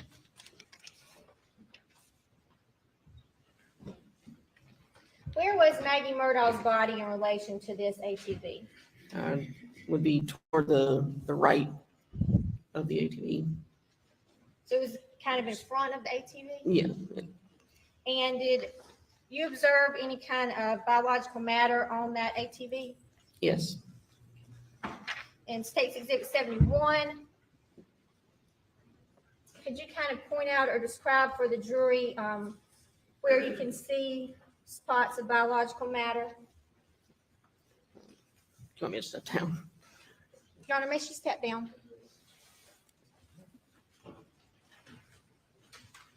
Yes. It appears to be biological matter. Did she test? Was it tested? I have to hear the question before I can hear an objection. Go ahead. Agent Forley, if you could please point out for the jury where would appear to be biological matter or tissue on that ATV? Object to the question. I object to the response because it was never tested. It appears, and it could be deer blood. It could be a number of different things. This calls for speculation. Objection is overruled. These areas are here, a little there. I believe there was a little bit on this tire also. Thank you, Agent Forley.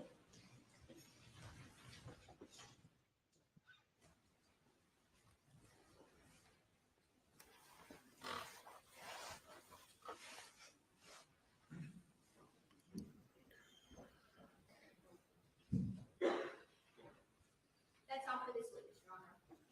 Further cross-examination. Well, you would concede, I mean, if you saw that, would you not, I mean, it looked like blood? Yes. Did you test it for blood? No.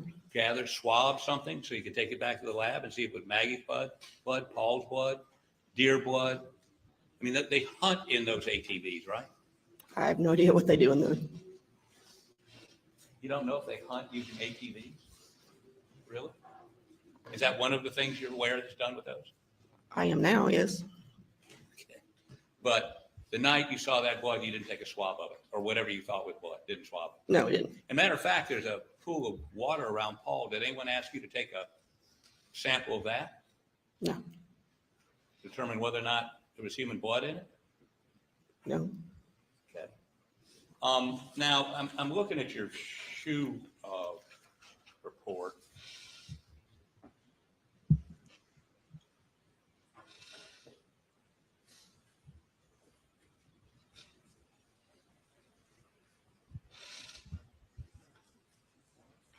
You specifically say on a number of these that the photograph is inadequate to do a comparison, right? I was able to, my result was, it was adequate enough to determine outsole design. I I'm couldn't, sorry, adequate to do what? to determine the outsole design of the impression. I wouldn't have been able to identify it. Okay, on Paul's, the ones you've already said he was facing backwards, did you say that you had partials and at one point you didn't know which way the foot was facing? Did you say that? I'm not sure. Did you come to any conclusions about any of the other, I mean, did you match his footwear to any of the other bloody impressions in that feed run?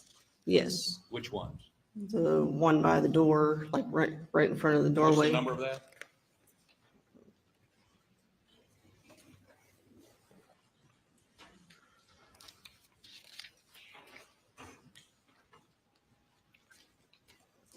.105.1. I'm sorry? Item 105.1. Facing the doorway.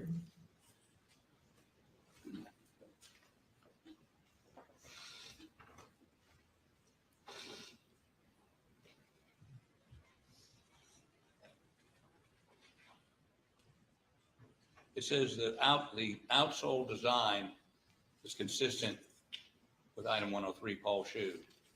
So you also say that the way you got scale was, and some of these were evidence markers, and then you figured out how big the evidence marker was, and that's what you used to get to scale. The marker and the shot shells at markers 9 and 10 were measured. And that's not the best way to do it, is it? No.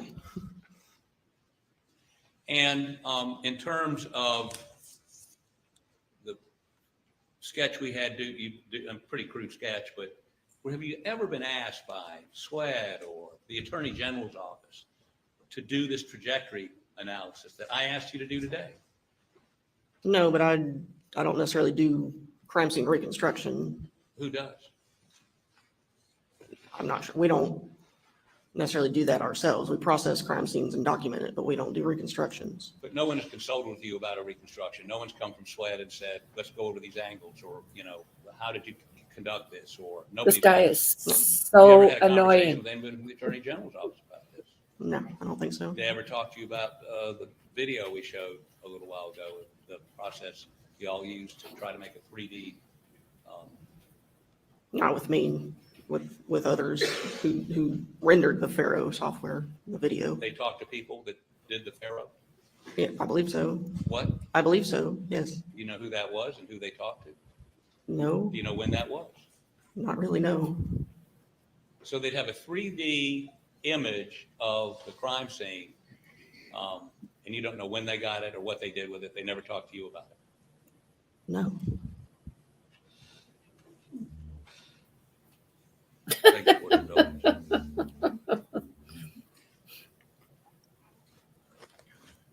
Not in my job description. Step down. Boom. Unreal.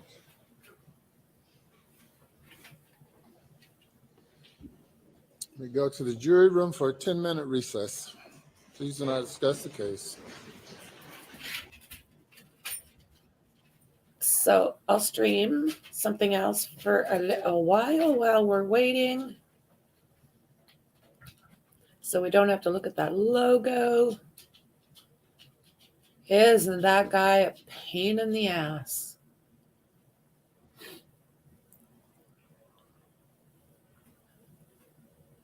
Let's see here.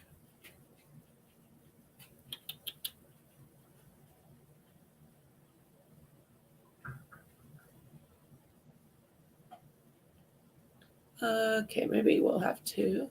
It's a night scene, or see what's going on here. It's nighttime. It's nighttime here. And I want to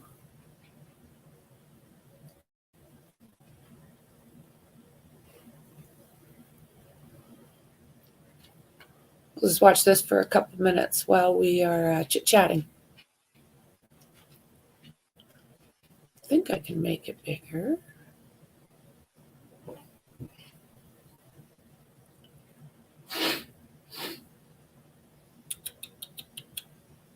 So let's see if this other one's any better.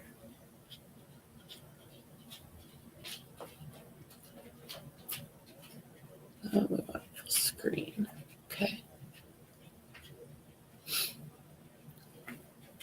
Well, hey there, Shauna. How is everyone doing? What do you think of what we've seen so far? I mean, I don't know. That lawyer, Dick Chong, I really don't like his technique. I know Mexi and I were talking about him, and she likes watching him. She likes the way he works. But me, I find him as irritating as shit. So this stream is coming from like let's see if I can see where this one's coming from. Donia Lodge. Let me see if there's anything going on here.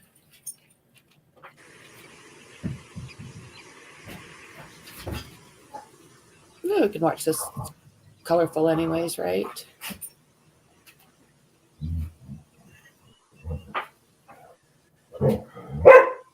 Uh-oh, here we go.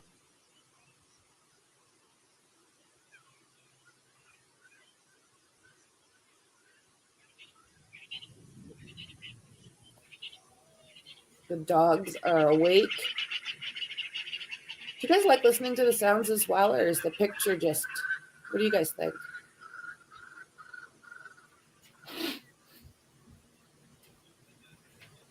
It's beautiful out there. I mean, I'll never get to Africa, so this is quite nice. And there's supposed to be lions, which I thought Dandy might like. So Dandy, you're the same as me. You find him irritating as shit. I don't know. Like I said, everyone says he's a really good lawyer. I mean, that he's got one of the best. But I just don't like his technique. But, you know, when he was pressing that woman at the end there, I have a feeling none of that is even part of her job description. I think that maybe that should have been mentioned. That's a lot of noise, actually. That's wind. We'll just watch for the kitty cats. So, yeah, are you guys the same as me? Like, I don't know. I don't think that was part of her job description. I don't think she was supposed to do a lot of that collecting. I could be wrong, but she was not liking it at the end there. She was getting kind of uncomfortable looking. The prosecution, I'll have to watch that guy again. He might be taking up the next witness because I'm not really sure what kind of style he really has. Yeah, lions and squeaky toys.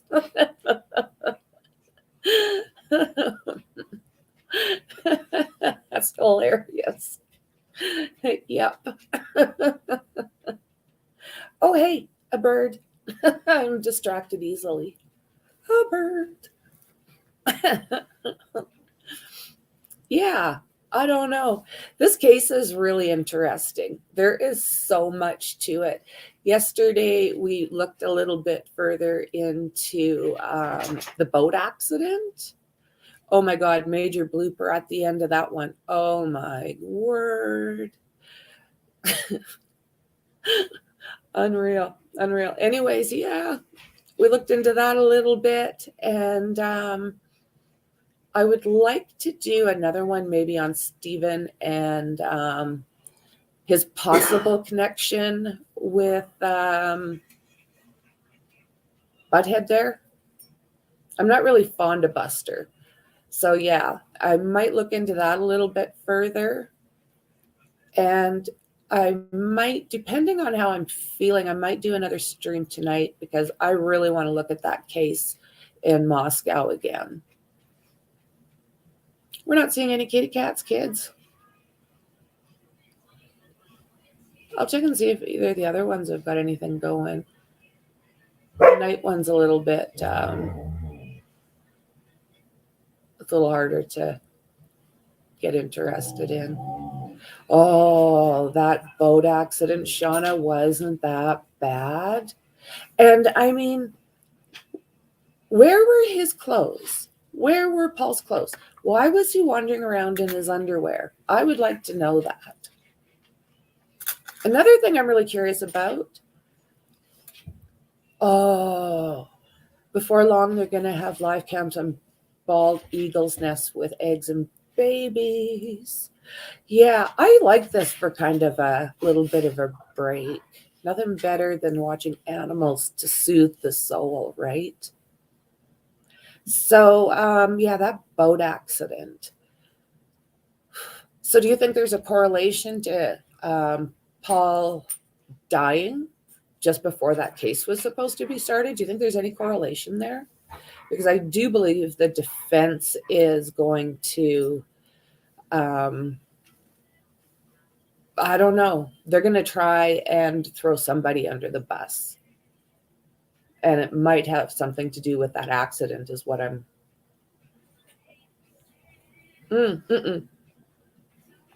No, during the boat accident, he was running around in his shorts during that boat accident. So yeah, and I don't know if what they did with his clothes, or I don't know. You know how he goes by that when he gets drunk and ignorant, they call him Timmy. So maybe Timmy got all undressed, because it sounds like Timmy did that sometimes. Like, I don't know why Timmy. Yeah, I don't know why Timmy. But yeah, that boat accident, something else. And yeah, I would really want to know if you guys think that there was a correlation to him dying and that court case that was coming up in a couple of days. And then, like I say, Stephen, I think he'll be a bit of a dive and see how shady Buster might be, because watching that kid, my opinion, strictly my opinion, he's like a weird person. Just in general, he is a weird person. He seems to have, Timmy. Yeah, for some reason when he gets drunk, because he can, that night of the accident, now this is allegedly, allegedly, he smacked his girlfriend, swore at her, and spit at her. He gets like that, I guess. And yeah, Timmy. So I'm really curious to find out if what comes out about this, because it has been brought up once, at least so far, this accident. And we know that there's still they had 250 witnesses. I'm getting a new printer. When the printer comes, I'll print it off. But yeah, I really want to see what comes out about this. It will be interesting. Yeah, Timmy had not heard of him going by that, James. Just, yeah, his alter ego, I guess. And it's funny if you listen to how his dad talks to him, because his dad actually says, oh, everybody loved him. He was the easiest person to get along with, had no enemies. But then he also said a couple minutes later that, people were threatening him. And he said he wasn't being told a lot, but he knew that he was getting punched and whatever when he was going out. So allegedly, yeah. Was it on 60 Minutes or Dateline? Okay. Check it out. Yeah, oh yeah, he's just like a peach. He was just like a peach. I mean, rest in peace, of course, but yeah. And then I really want to know, because all of these financial crimes were starting to come out about Alec as well. So another thing I heard, I don't have any factual basis behind this. It's just something I heard, that Maggie was planning on leaving him. So have you guys heard anything about that? So I'm wondering if there could be a correlation to her dying and all of this information starting to come out about him. So it's really, really hard, in my opinion. I don't know if he's actually got tears. I know that there's times he's had tears, but when he's like sniffing at his nose and wiping himself with tissue and what have you, is there anything even there? Because to me, it looks like he's holding his breath or something and turning purple. How is he able to turn that on and off so fast? Like if I start crying, especially if something had happened to my family, if I start crying, I'm not going to turn that off in 2 seconds flat. I don't know how a person can do that. Yeah, it's quite the case. So there's also the housekeeper / nanny that's what I thought, James. There's also the nanny and / housekeeper, and they were supposedly very close. So Alec was able to like really take that family to the cleaners afterwards. So he did get caught, and I don't know if he fully paid them off, partially paid them off. I don't quite know how that went, but it would be another area I'd be interested in kind of taking a look at. I know that they were, allegedly they were digging her up, and they were going to be taking another look. So what happened with her, you know how that house has those cement stairs going up to the landing?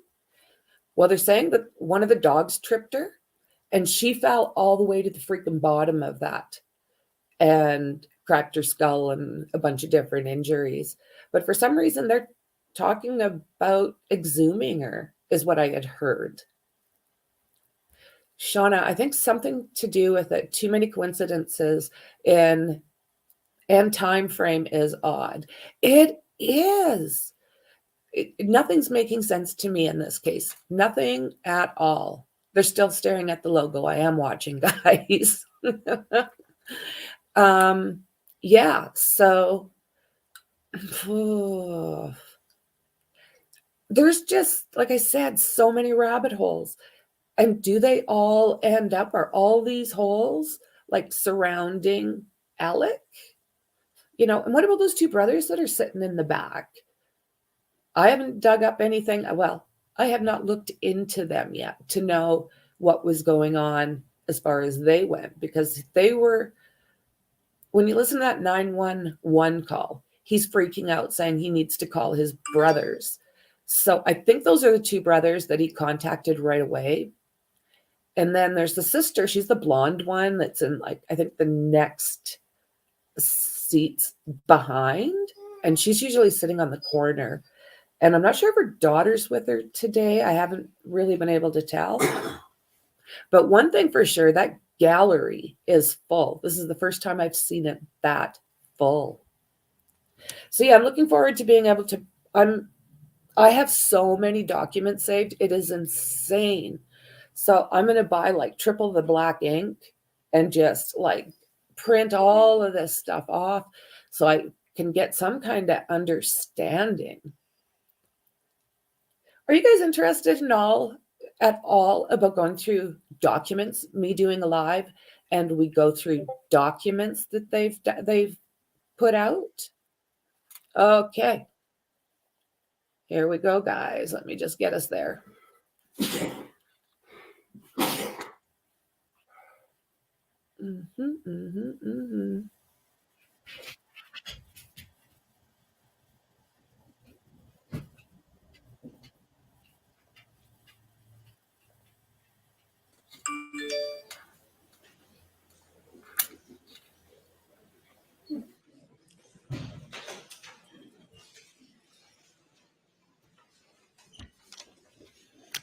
A note from the jury, Your Honor, will you please inform the audience that the identity of each is to remain anonymous. That's my first. Secondly, please remove or move the cart in front of the large TV.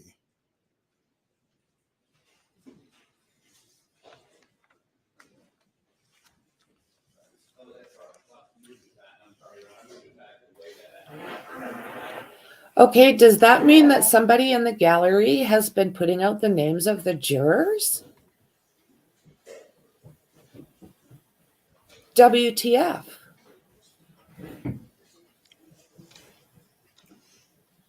What the hell? Okay, the audience is reminded as requested by the jury, and we've removed the cart. You may bring the jury.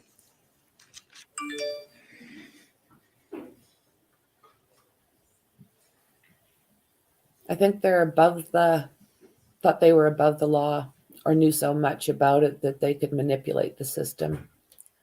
Yeah, right, Shauna?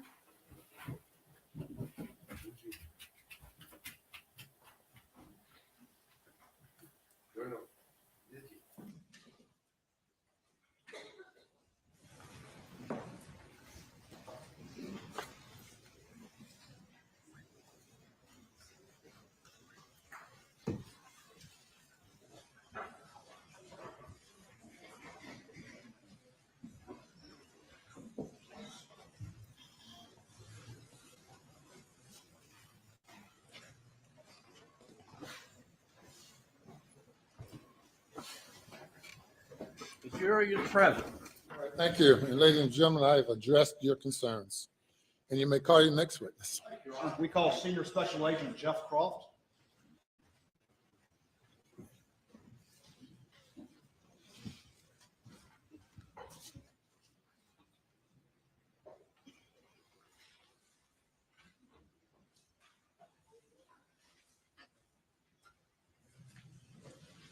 Raise your right hand, left hand on the Bible. Do you affirm the testimony about to give in this trial shall be the truth so help you God? Yes, ma'am. Take a seat in the witness stand. Say your name again for the record. Spell your last name.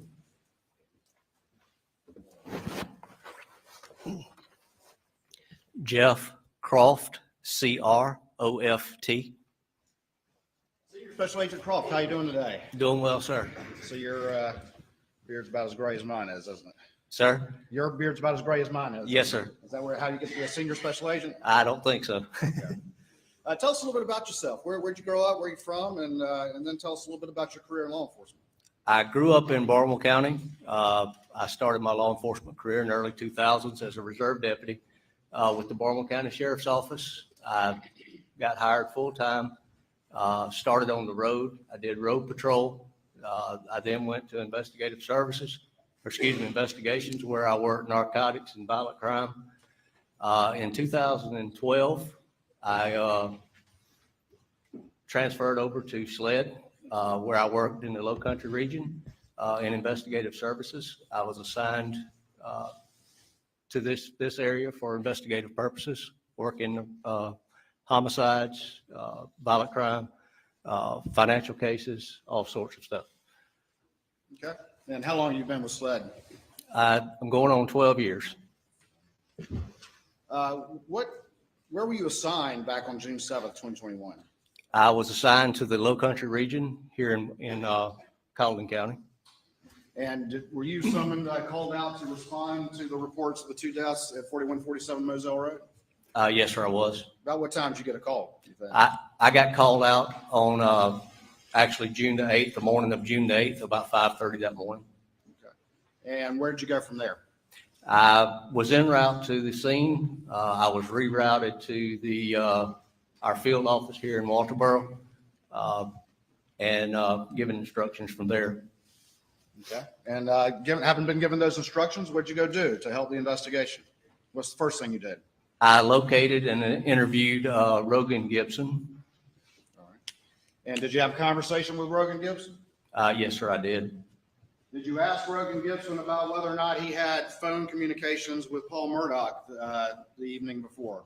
Yes, sir, I did. Did you ask him whether he had phone communications with Alec Murdaugh the night before? Yes, sir, I did. Did you ask him whether or not he had communications with Maggie Murdaugh the night before? Yes, sir, I did. And did you ask to see Rogan's cell phone? Yes, sir, I did. Did he allow you to take screenshots of some of the records on his cell phone? Yes, sir, he did. All right, I'm going to show you very quickly what's been marked as exhibits 165, 166, 167, 168, 169, 170, 171, and 172. And just generally tell me if you recognize those particular exhibits.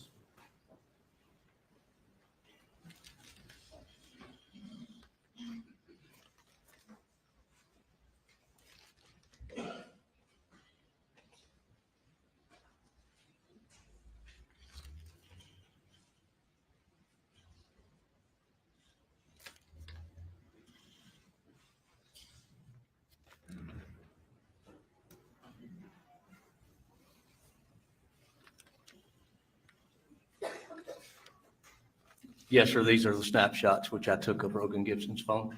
Okay.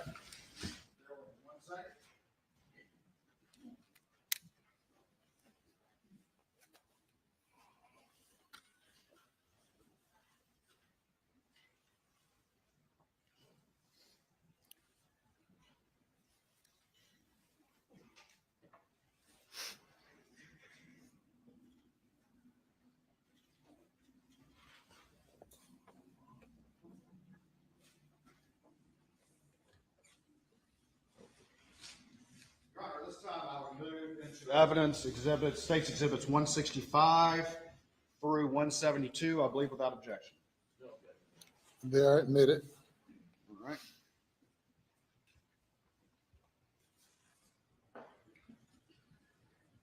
If I could get the Elmo up, please. Let's see how that looks. Not great, is it?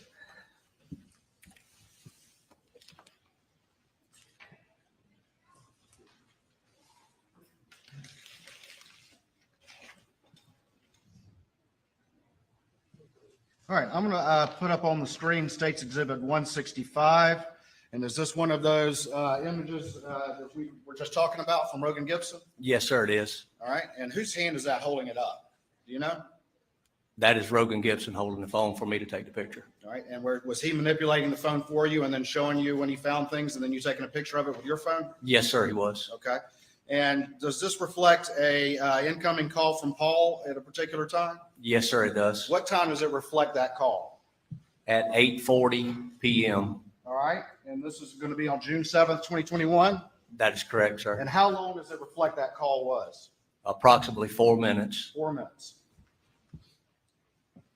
All right, let's look at the next one.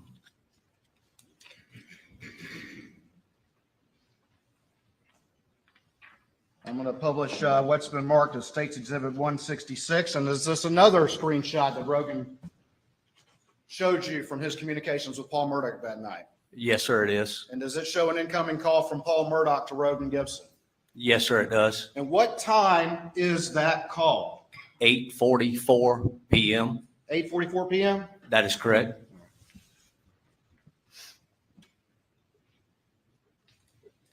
I'm going to show you next what's been marked as Exhibit 167 to your testimony.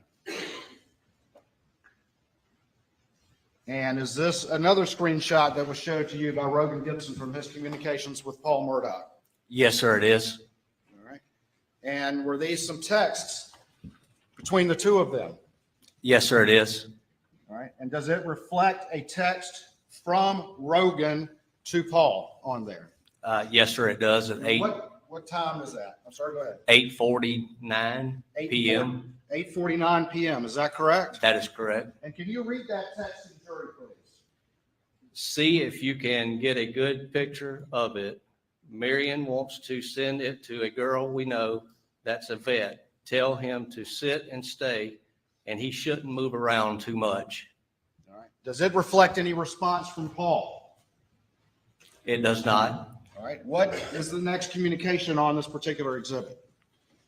It's a little got glare on it. I can't. Yep. It looks like 9:58 p.m. All right. I'm going to bring the exhibit up because I know our Elmo's not working great. We're still working on that, but let me actually have you look at it.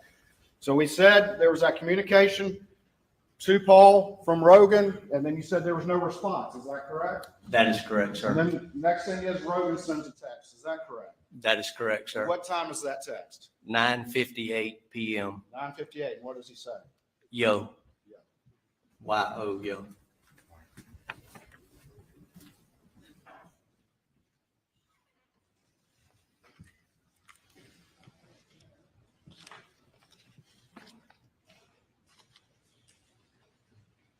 I'm going to put up on the screen State's Exhibit 168. Can you see that all right? Yes, sir. All right. And does this reflect a number of outgoing calls from Rogan to Paul, trying to get him to answer? Yes, sir, it does. Can you tell the jury the times, starting at the bottom, that he's trying to call Paul Murdaugh without an answer? At 9:10 p.m., there's a 2-second outgoing call. At 9:29 p.m., there's a 1-second outgoing call. At 9:42 p.m., there's a 1-second outgoing call. And at 9:57 p.m., there's a 4-second outgoing call. All right. I'm going to put up on the screen State's Exhibit 169. And does this also reflect an outgoing call from Rogan to Paul that is unanswered? Yes, sir, it does. And what time was that? 10:08 p.m.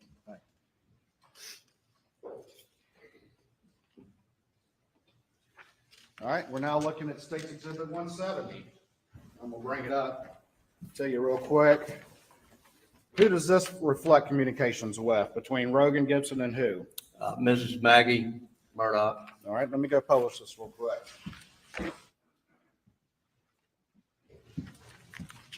All right. So it's from who? Miss Maggie Murdaugh. All right. And Rogan sends her a text, is that correct? Yes, sir, he does. What time does he send that text? 9:34 p.m. And what does he say? Tell Paul to call me.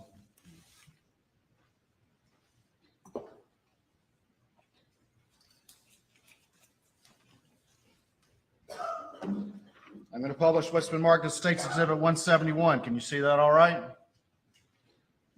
Yes, sir, I can see the times. I can't see the top of it. Okay. Okay, I can All see. right. And who are these communications from on Rogan Gibson's phone? Mr. Alex Murdaugh. The defendant? That's correct. All right. And were there missed calls from Alec Murdaugh? Yes, sir, it is. And can you tell the jury what times those were? At 10:21 p.m. and at 10:24 p.m. And then finally, State's Exhibit 172. Are these additional missed calls on Rogan's phone? Or missed calls? Yes, sir, it's missed calls. And who are they from? I can't see the top from that. Sorry. Mr. Alec Murdaugh, Okay. And what time were these missed calls from Alec Murdaugh to Rogan Gibson? 10:25 and 10:30 p.m. Did you ultimately interviewed Rogan Gibson, is that correct? Yes, sir, I did. Without going into what he said, he told you what his communications and what he did that night and all the rest of it, is that right? Yes, sir, he did. Was there anybody with you when you interviewed him? Yes, sir, it was. And who was that? Special Agent Katie McAllister. Katie McAllister? Yes, sir. Did you take a buccal swab from Rogan Gibson? Yes, sir, I did. And tell the jury just really quickly, what is a buccal swab? Buccal swab is used to get a DNA standard or a known standard that can be used by our lab to compare to potential other evidence. It's a cotton swab, which we use on the inside of the cheek, very non-intrusive. Once we get it, we seal it. That wood evidence tape is transported to our lab for our lab's use. Okay. 1 second.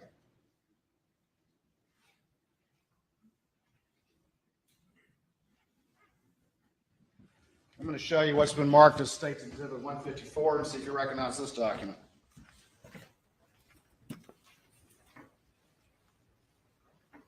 Yes, sir, I do. All right, tell me what that is. Tell the jury what that is, please.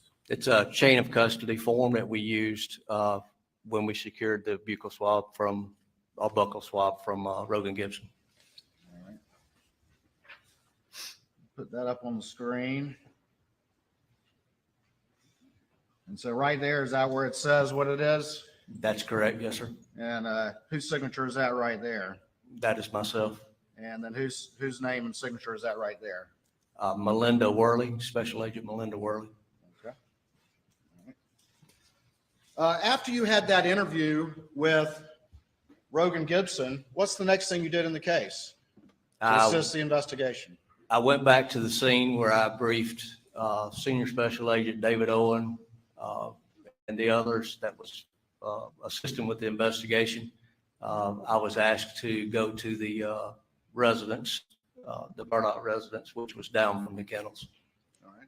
And what was going to be your goal in going to the residence? I went to the residence to secure any firearms or ammunition, spent shell casings of that nature that would be potentially compared to similar nature to what was at the scene. Did you go by yourself or with a team? It was myself, Anthony Sampson, and Katie McAllister. Both are special agents. Right. What was your particular role or into this team? What was going to be your main job and why you were picked to be on this team to go in the house looking for firearms evidence? I have some knowledge of firearms and ammunition, and my main duty was to attempt to locate any firearms that were capable of firing similar ammunition that was at the actual crime scene.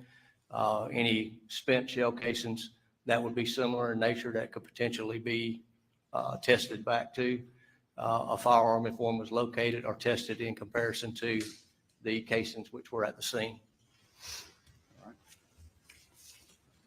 Had you been advised by other investigators what types of weapons or what ammunition had been used to murder Maggie and Paul? Yes, sir, I did. And can you tell the jury what you had been advised?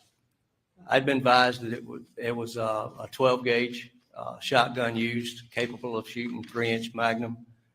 I was also advised that there was a 300 blackout rifle, or excuse me, it's an AR rifle chambered for 300 blackout. 12 gauge and 300 blackout. That's correct, yes, sir. Bear with me 1 second.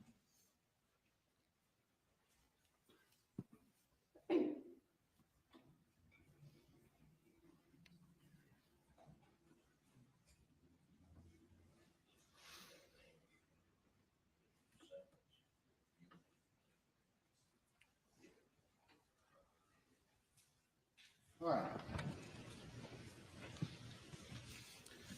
I'm going to show you what's been marked as Exhibit 160 to your testimony and see if you recognize that particular disc. Yes, sir, I do. Tell me what that disc is. It's a disc of my body-worn camera recording from the day of the house entry. All right, I'm going to show you what's been marked as Exhibit 159. See if you recognize this particular exhibit. Yes, sir, I do. All right, and what's on that? This is, again, a recording of my body-worn camera for the house entrance. All right, and why are there two recordings of body cams? Why do we have two instead of just one? After the initial entrance to the residence and some initial items being secured, I stepped outside to speak to the investigative team, which was up at the kennels. And then I walked back in the house. While I was outside, I noticed some items on the ground that needed to be secured. So I walked back in the house, got Anthony Sampson, Special Agent Anthony Sampson, to accompany me outside to collect those items.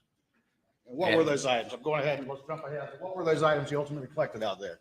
It was 300 blackout shell casings, which appeared to be weathered at the bottom of the stoop, entered to the entrance of the what I call the gun room. and in the flower bed on each side. All right, and when you say cases or casings, tell the jury what we're talking about. What is a case or a casing as opposed to the whole cartridge? Can you explain that to the jury, please? Cartridge case is what's ejected from the weapon once it's fired. It houses the powder, the primer, the bullet on the end, which is the projectile, which leaves the end of the barrel. It's basically just the housing that holds the firing mechanism in a shell or in a casing. And in a semi-automatic weapon, once the bullet is fired, what happens to the casing? In a semi-automatic weapon, it is ejected. It's ejected. Yes, sir. Okay. And if nobody picks it up, it stays right there on the ground, doesn't it? That is correct. Yes, sir. Your Honor, this time I'd move State's Exhibit 159 and 160 into evidence.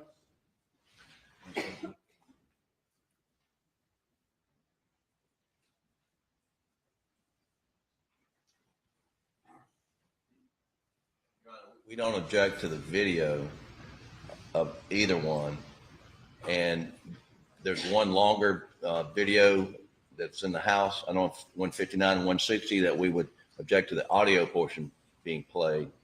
And Your Honor, I have no problem with that. I'm going to play that particular video with the audio down because there is discussion with other witnesses who will testify who were in the House. And so that's acceptable to the state for that particular exhibit. Mr. Griffin? yeah, that's acceptable. All right. As long as there's no hearsay from the witnesses. You said the audio is down, so it's admitted under those conditions. Thank you, Your Honor.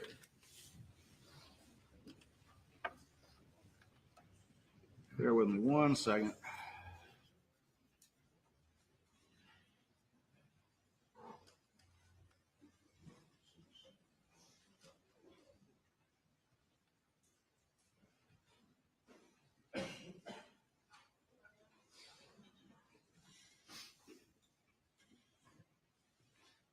For the record, 159 is the exhibit. We'll play with the audio down.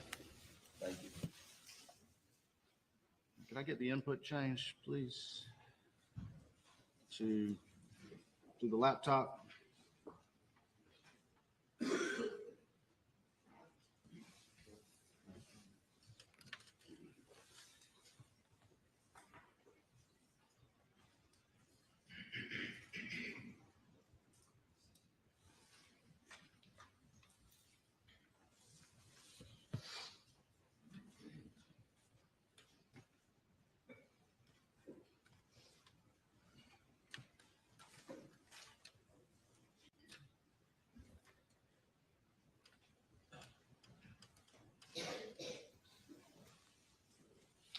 All right, so Special Agent Croft, since we don't have audio on this, we might just kind of narrate it for the jury while things are happening, okay? All right, sir. All right, let's do that. All right, what's happening right now? We are walking up to the side door of the residence, which enters the gun room. And just real quick, we see that side stoop right there? Yes, sir. Yeah. What was found right there, if anything, by that stoop? 300 blackout casings. Is that what you just were talking about? Yes, sir, it is. Right there, huh? Yes, sir. Thank you.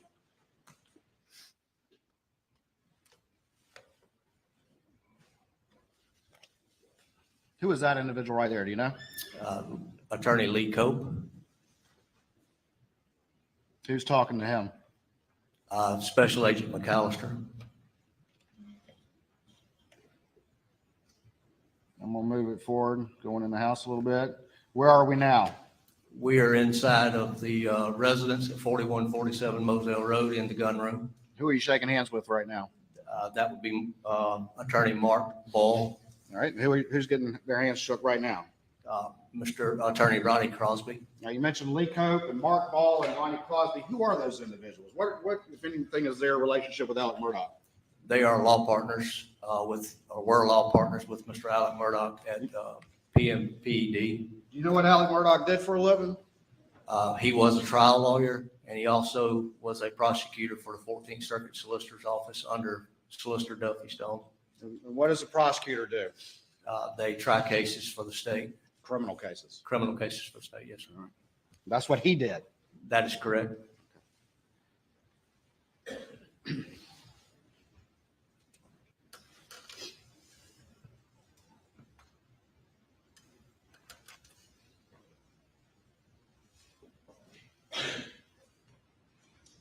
We'll fast forward just a little bit.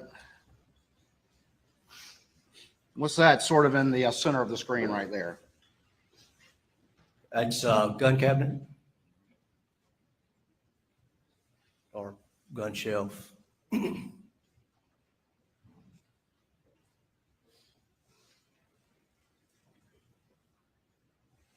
What's going on right now? Special Agent McAllister is explaining why we are there, kind of what we're looking for, and gaining consent to search that area. Was consent ultimately obtained to search? Yes, sir, it was.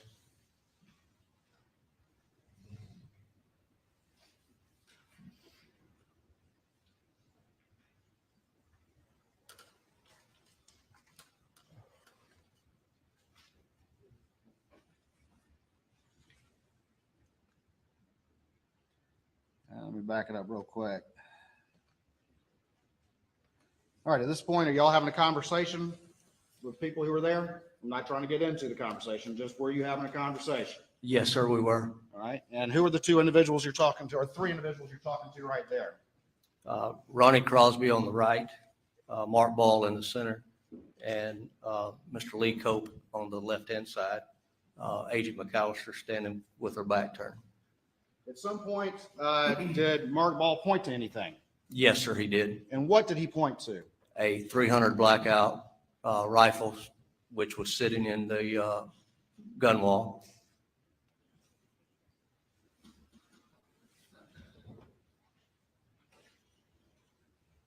Did Ronnie Crosby point to it? Let me back up.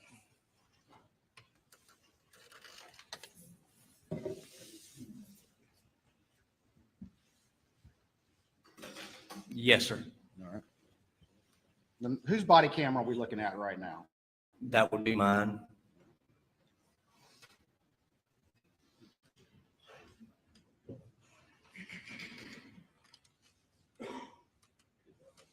Where are you going right now? I'm walking over to the gun wall or gun cabinet in order to get a better picture of what Mr. Ball is pointing to. Is that it right there in the middle? That is it, yes, sir.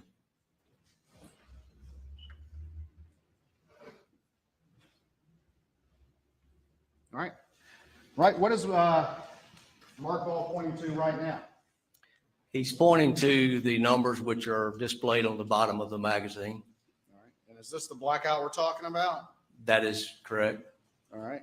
Did you look at that particular magazine? Yes, sir, I did. What, if anything, did you notice about that magazine? The magazine stamped with 223. All right. Is 223 the same ammunition as 300 blackout? It's same in length. 223 magazine is capable of housing a 300 blackout round. Explain to me a little bit about 223 and which is a type of ammunition, and blackout. What are the differences and what are the similarities between those two rounds? They both can be fired from the AR frame. It's the 300 blackout is actually approximately a 30 millimeter projectile, a little bit larger bullet than the 223.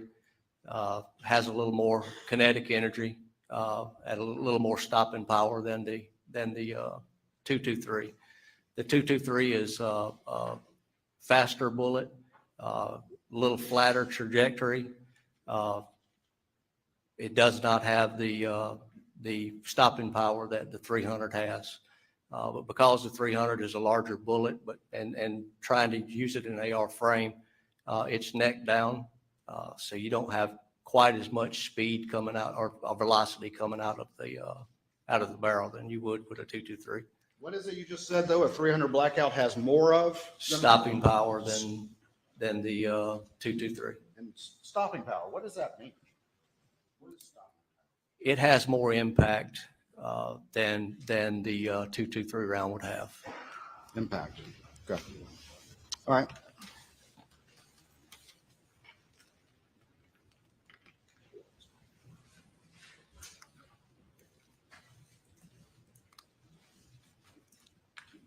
What else are you looking for right now as you look through the other firearms on that particular gun rack?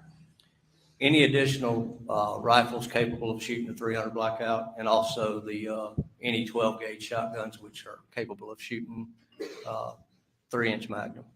Let me ask you this. Did you find any other weapons that could shoot 300 blackout? No, sir, we did not. Did you ever find any other weapons on Alec Murdaugh's property that could shoot 300 blackouts other than that one that was in the gun rack? No, sir, we did not. We're going to talk more about this in a minute, but did you find some 12 gauges? Yes, sir, we did.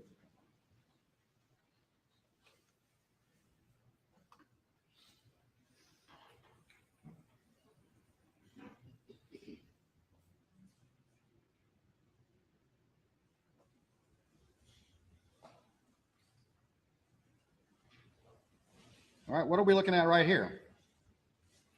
That's to the right of the gun wall or gun cabinet. It's various ammunitions for different type of weapons, shell casings, just parts for the gun wall. Okay. And you're having a conversation with who right there? Attorney Mark Ball. As a result of that conversation, was Mark Ball pointing to things, Yes, sir, he was. specific things? Yes, sir, he was. Did you ultimately come back and collect some of those things? Yes, sir, I did.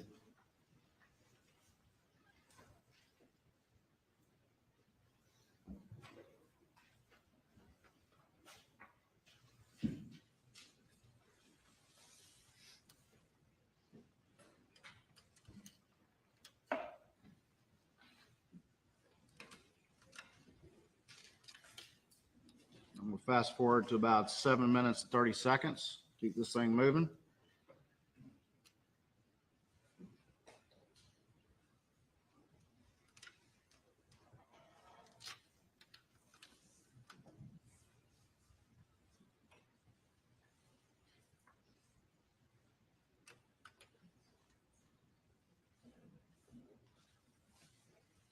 Right there. What's that right there? That is an empty box with the label S&B 300 BLK.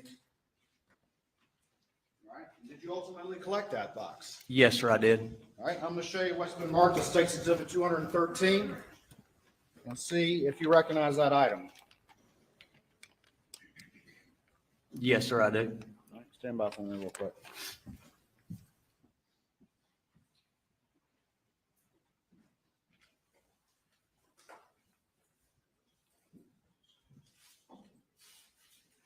Your Honor, this time we move State's Exhibit 213 into evidence, I believe, without objection. No objection.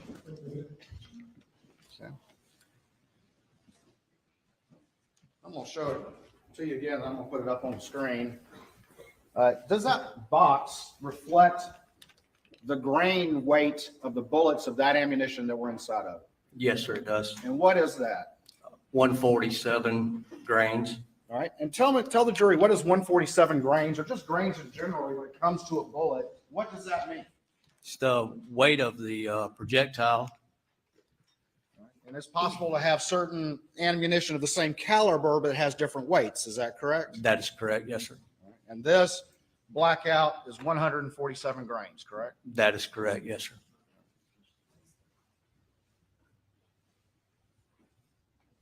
Sorry. Can we, no, that's fine. I'll show it later.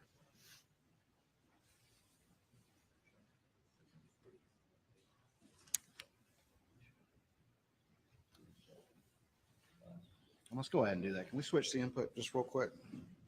I'm going to switch it right back. I just want to show this to the jury, please. All right. Everybody can see that? Maybe if I do it, get it this way. All right. And that's the empty box you found in the gun room? Yes, sir, it is. All right. And right there, is that the grains that you were talking about? Yes, sir, it Step is. down if you need to, see what I'm pointing at. I can see you, sir. All right.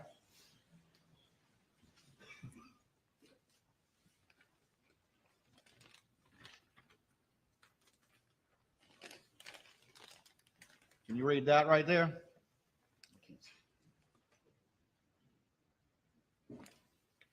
Yes, sir, I can. And what does it say? Cellular and looks like bellet, All right. And in shorthand, when people are talking about ammunition, how do they say that? S&B. S&B. And then on the back right here, can you read that? Yes, sir, I can. And what does that say? 300 AAC blackout. All right, quick go back to video. Oops.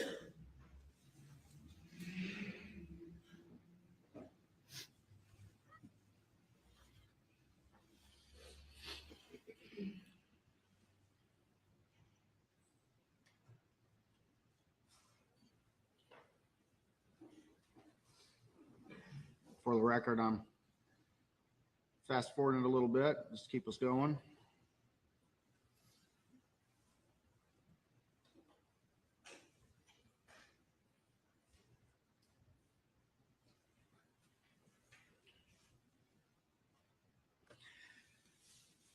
At this particular time, as it relates to the shotguns, are you looking to collect every single shotgun that's on that rack or only specific shotguns? Only specific shotguns. And what specific gauge of shotgun were you looking to collect?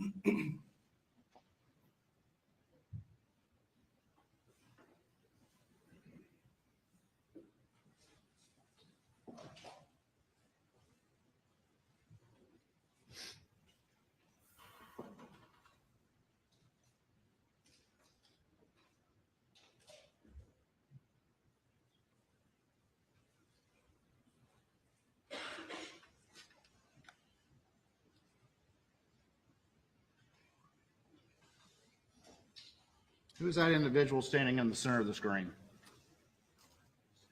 That would be Mr. John Marvin Murdaugh.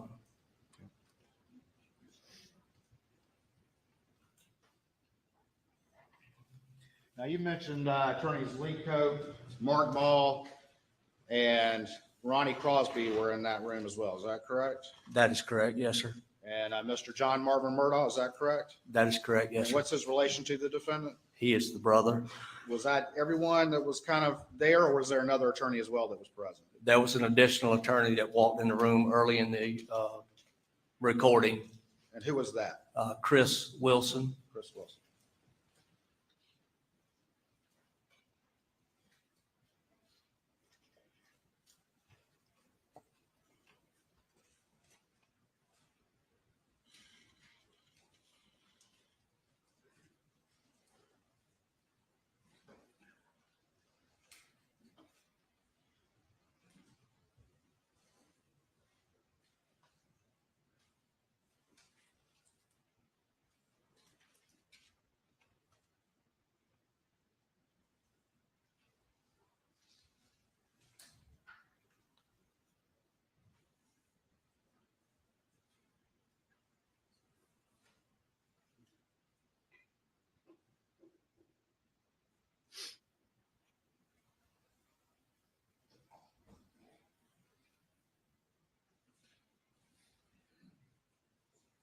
Just generally, what are you doing right here?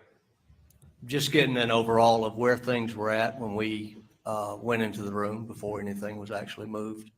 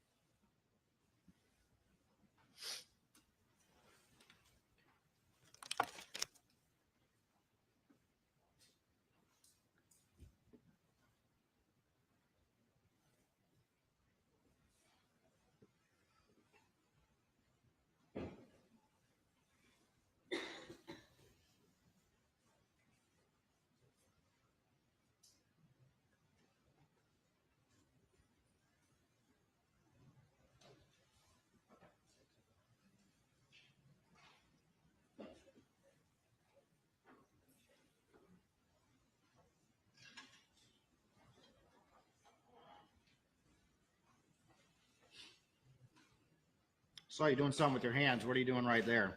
I'm putting latex gloves on my hands. What is it you're about to do? I'm going to start collecting or securing those firearms.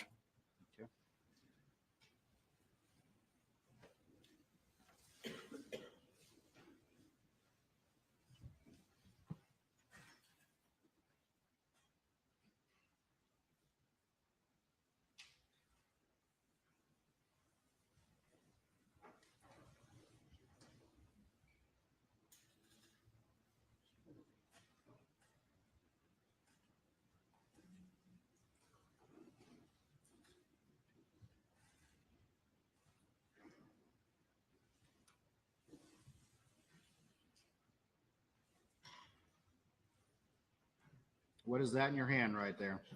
That is a 300 or an AR-15 chambered to 300 blackout.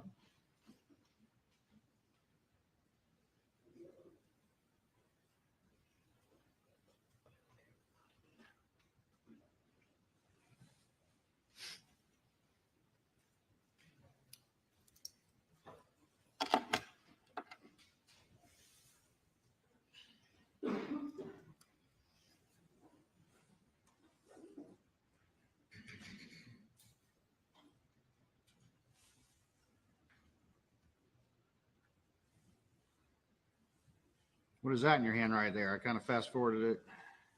That was the magazine which I removed from the 300. What ammunition was in that magazine? S&B, 147 grain, 300 blackout? 300 blackout.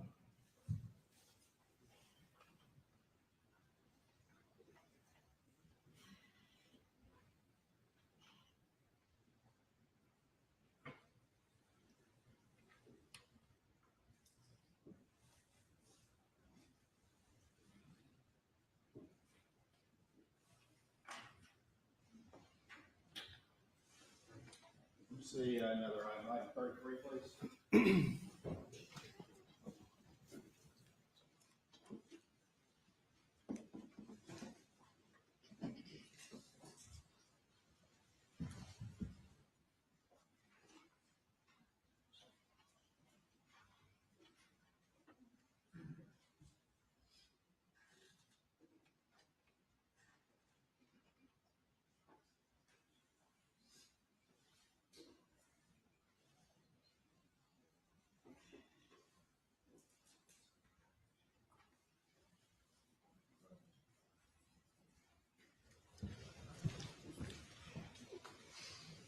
All right. I called it item 33 because that's the sled item, but actually it's been marked as State's Exhibit 88. I'm going to have you take a look at that and see if you recognize that. Go ahead and pull it out. Just make sure not to point it at the jury. And if you could also make sure that it is not in a firing state, please, sir. It is safe. All right. And what is that item right there? This is the 300 blackout rifle which I secured from the gun wall. Let me see it. Your Honor, at this time, we would move State's Exhibit 84 into evidence. Your Honor, I object on relevancy grounds. There's no evidence that this gun was the gun. I mean, it's just not relevant. It was found in the house. Thank you, Your Honor. Hold on that gun for me, please, Special Agent Croft. Let's see what else is in this box.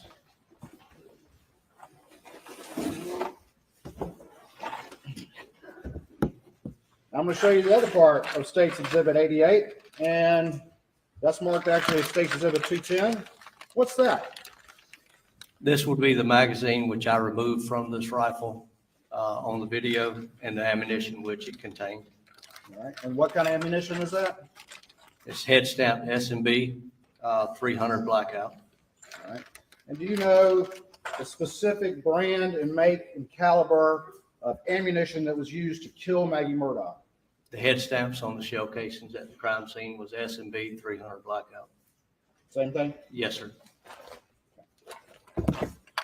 Let's talk a little bit about this firearm. What is this thing on the top here? That is a, I call it an optic, but it's actually a thermal scope, which can be used for shooting in the dark. Okay. And this particular weapon, is this a semi-automatic weapon? Yes, sir, it is. And what does that mean? Can you tell the jury what that means? Each press of the trigger, it will fire and eject the spent cartridge. And where are the cartridges going to eject when this weapon is fired? It would eject from the right-hand side, right here, All right. So if it's being fired, they're coming out this way. Is that correct? to the right and generally back.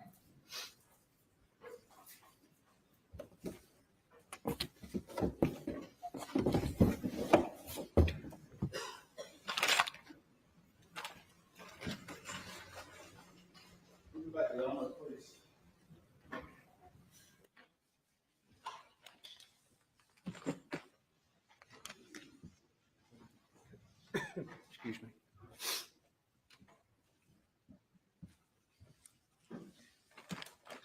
All right. These are the rounds you're talking about right here? Yes, sir, it is. Those are the S&B 300s? Yes, sir, they are. And this is that magazine that said 223 on it that you were talking about. Is that correct? That is correct.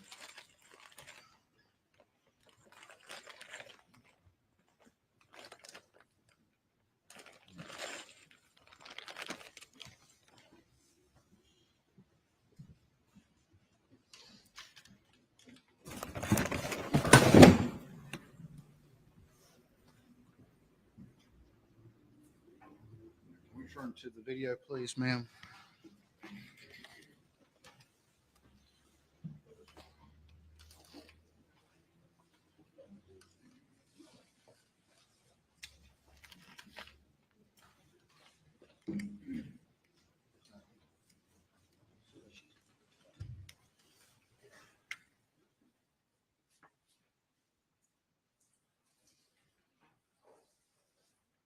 All right, what's that you got in your arm now? That is a 12 gauge Browning. All right.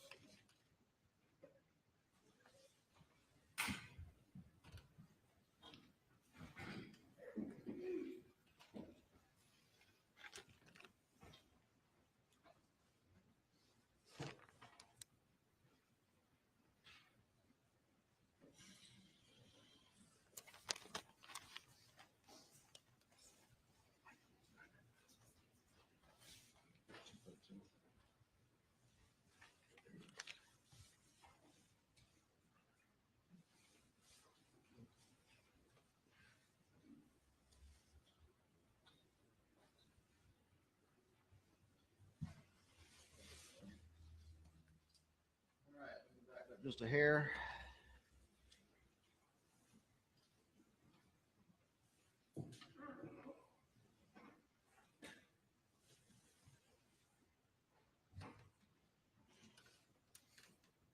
All right, and so that's the Browning you collected, is that correct?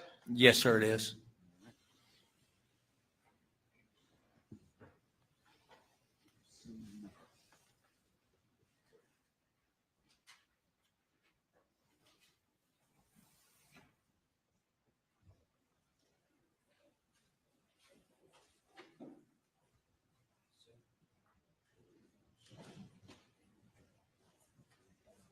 All right, I'm gonna bring you to item 31 here real quick. Before you open it, just give me 1 second. I'm gonna get this blackout rifle out of the way. This will block you.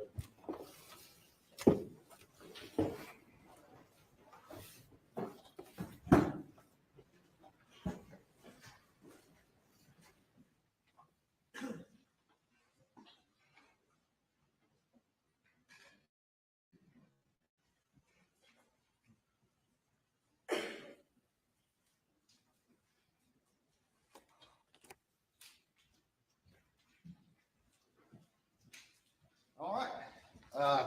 That's been using the sled item number, but that's State's Exhibit 90. Is that correct?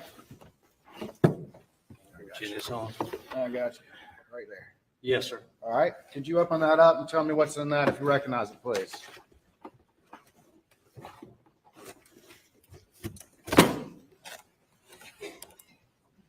That would be the Browning which I secured from the gunroom. All right. Can you Is it in an unfired condition? Can you show that to the jury, please? It's in a safe condition, breech open, All right, and this is chambered in what gauge? 12 gauge. All right, Your Honor, at this time, we would move State's Exhibit 80 into evidence. Relevancy, that unless they have evidence tying it to the murders, I mean, there are a lot of guns that were seized, Your Honor. Objections overruled. Thank you, Your Honor. My apologies.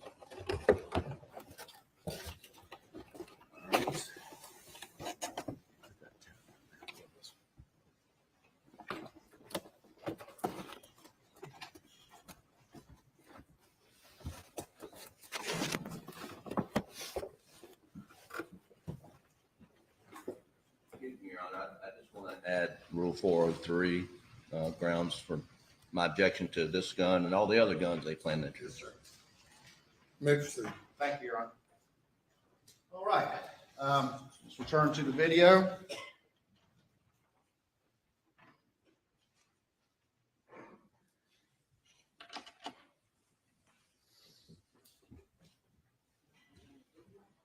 Yeah, video. We're good.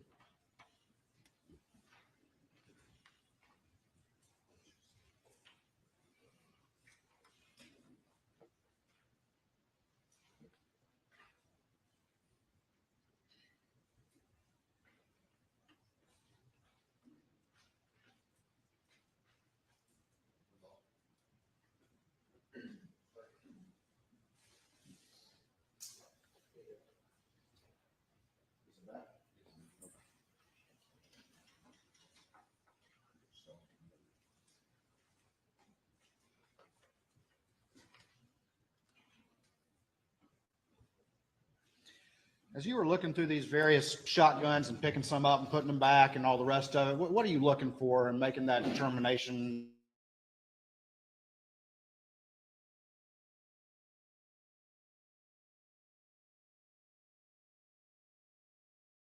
The one.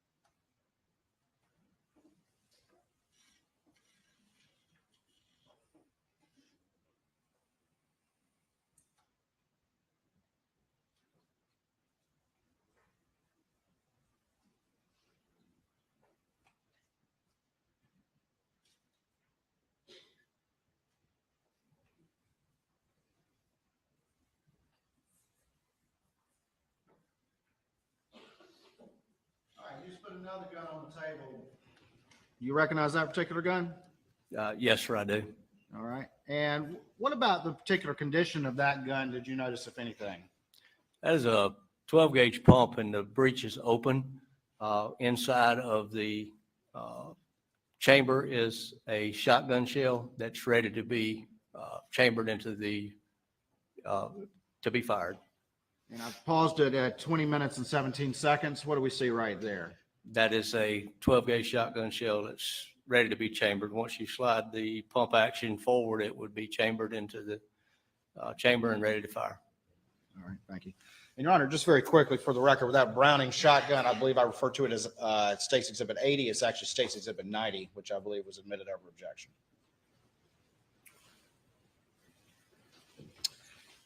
All right, let's go to 32, Chris.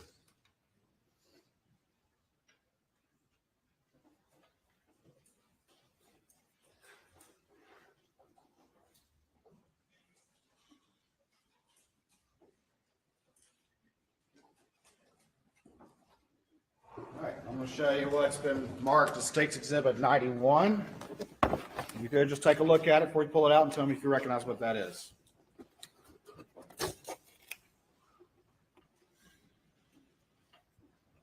Yes, sir, I do. And what is that? That is a Benelli 12 gauge. Thank you. Let me close back up real quick. I'm just going to leave that there for a second. All right.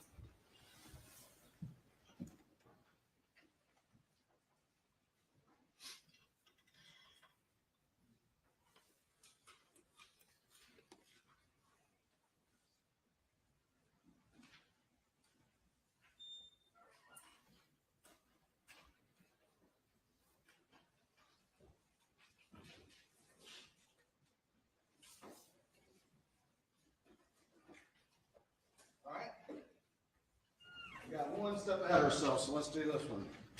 This is State's Exhibit 87. Let's try this one. Can we do this without knocking everything over? I think so. All right, let's try to take a look. Just real quick, I'll show it to the jury and tell me if you recognize that. Yes, sir, I do. All right, tell me what that is. That is the pump shotgun, which I secured from the gun wall, which is depicted in the video. This is the one that's on the screen right now? Yes, sir, it is.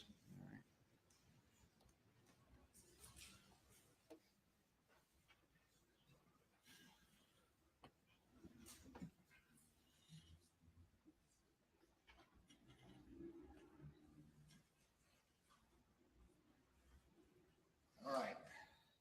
For the record, this is State's Exhibit 89. Let's go ahead and take a look and see if you recognize that. That's the gun we were just talking about? Yes, sir, it is. All right, Your Honor, this time I'd move State's Exhibit 9 into evidence. Your Honor, objecting on relevance, 403. There's no evidence linking these guns to the crime. And we're just cumulative. Did you want to respond to the speaking objection? Yes, sir, I do want to respond to the speaking objection. It is very important to show the extensiveness of the investigation that was done, particularly as it goes to firearms. And there were multiple guns that were tested, and there will be an innocent list here later to show how those guns were tested and what the results of those. So admitting these guns into evidence to show the extent of what was tested is very relevant, Your Honor. Thank you, Your Honor. I'm sorry, Your Honor. All right, let's go ahead and show the jury this one if we can, please. Is it not in a fireable condition? Breech is open and it's not in fireable condition. All right. And when you first got this particular, or took this weapon off the wall, what was different about its condition that we talked about? It had a round that was here ready to be chambered once the full grip is pushed forward. All right, let me see it just real quick. So is this a semi-automatic type shotgun or a pump shotgun? It's a pump shotgun. All right, and when a shell is fired and the mechanism is used, what happens to the spent shell case? When you bring the forearm back, the shell case is ejected similar to a semi-auto. Okay. And which way would it go out of this particular firearm? It would go to the right. As an example, go to the right? Yes.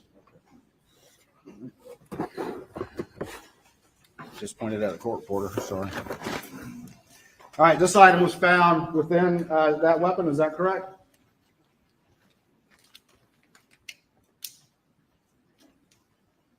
Yes, sir. All right, tell me what that is. It's a 12 gauge, 3.5 inch shell, 2 1/4, number 7.9. Is that a turkey load? Yes, sir, it is. All right, let's close this box up. Help me out if you would real quick.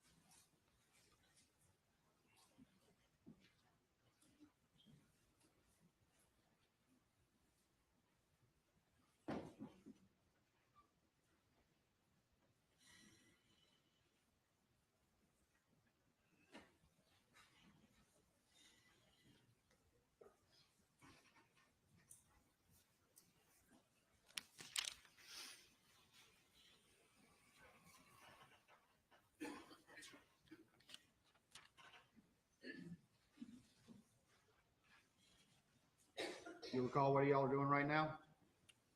We are securing a Benelli shotgun.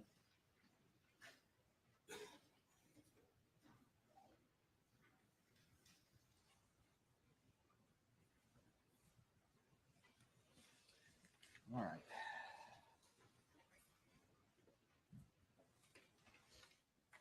So we just did States 89. And now let's do states. Can you tell me the number on the bottom of that one? 91. 91. All right, just real quick, if you can just take a look without showing it to the jury and see if you recognize that. Yes, sir, I do. And tell me what that is, please. That is the Benelli shotgun, which I secured. It's depicted in the video. All right. Your Honor, at this time, we would move states 91 into evidence.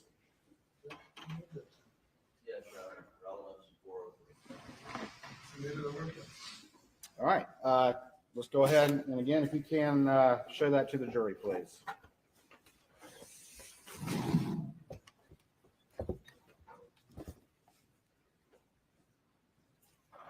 All right, thank you very much. Put it back.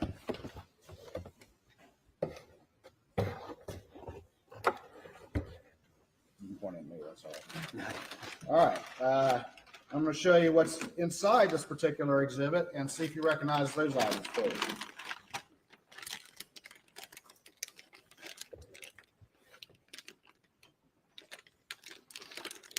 Yes, sir. All right, and what are those items? Those are two 12-gauge shells, which were loaded in the Benelli at the time we secured it. What, if anything, can you tell me about the type of shells those are? Head stamp is Winchester 12-gauge, long beard, so 3-inch, number 4.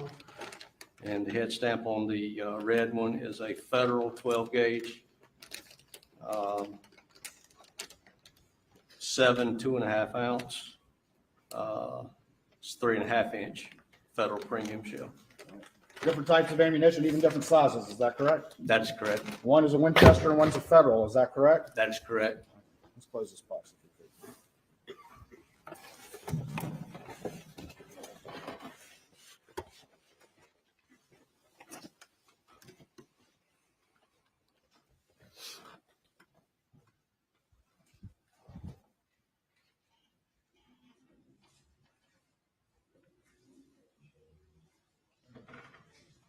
All right, back to the video. We're picking up at 21:58. At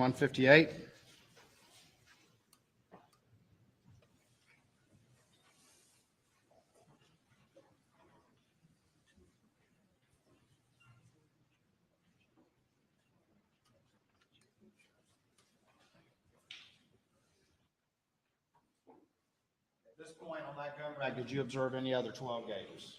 No, sir.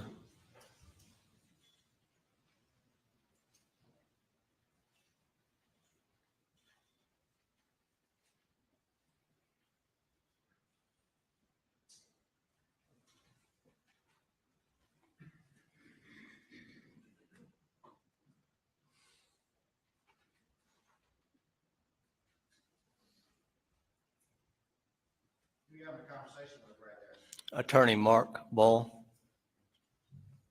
Was he pointing in that box? Yes, sir, he is. Was he pointing about what y'all were talking about? Yes, sir, he is.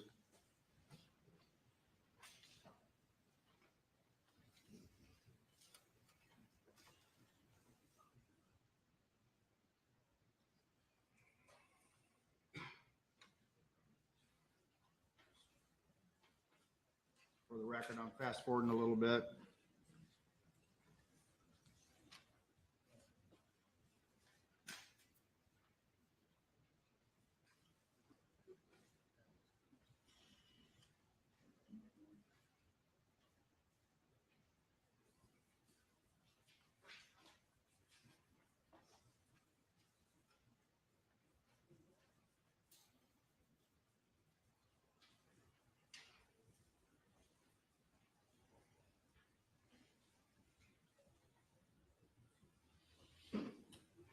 We're going to talk more about this, but after collecting these various firearms, did you and the other agents ultimately collect both spent rounds as well as unfired rounds in the property and at the house? Yes, sir, we did. And that's what generally the video is depicting from here on out? Yes, sir, it is.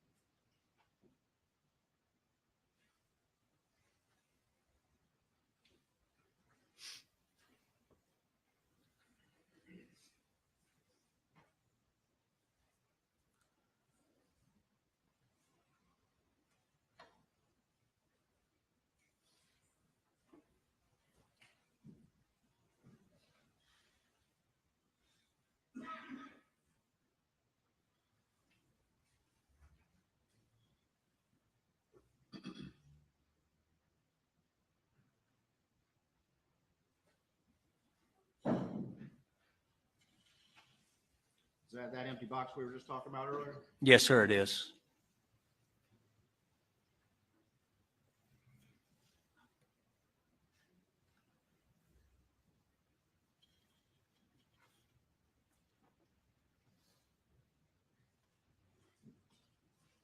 For the record, we're at 28 minutes and 59 seconds.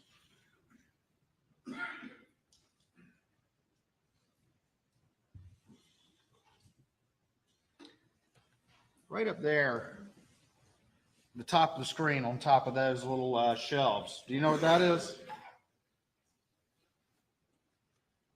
I don't see where you're talking, sir. Let me back it up. You can step down for me real quick. Back it up one more time. That silvery thing, you know what that is? Right there. I didn't catch a good look at it, sir. It looks like a juice box drink. Okay, 2 Sprite strings. All right, keep on going through it, please.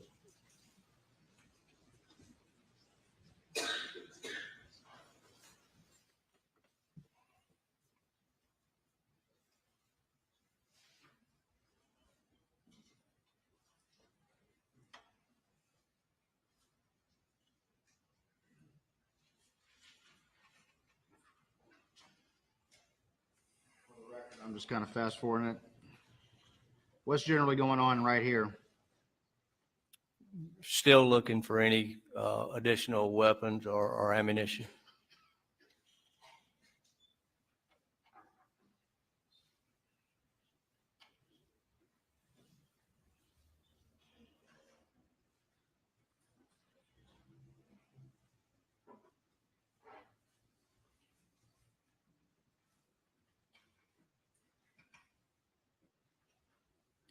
Right there on the image at 3804, who's sitting on the couch?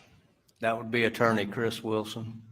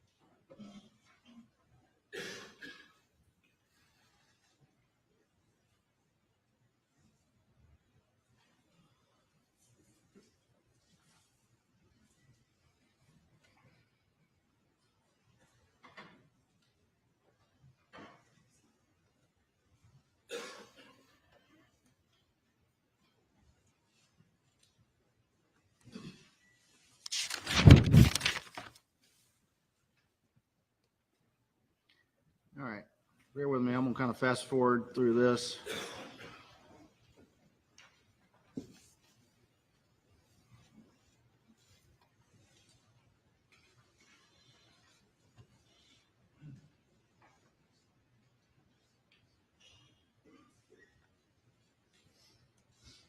For the record, I'm at 4708.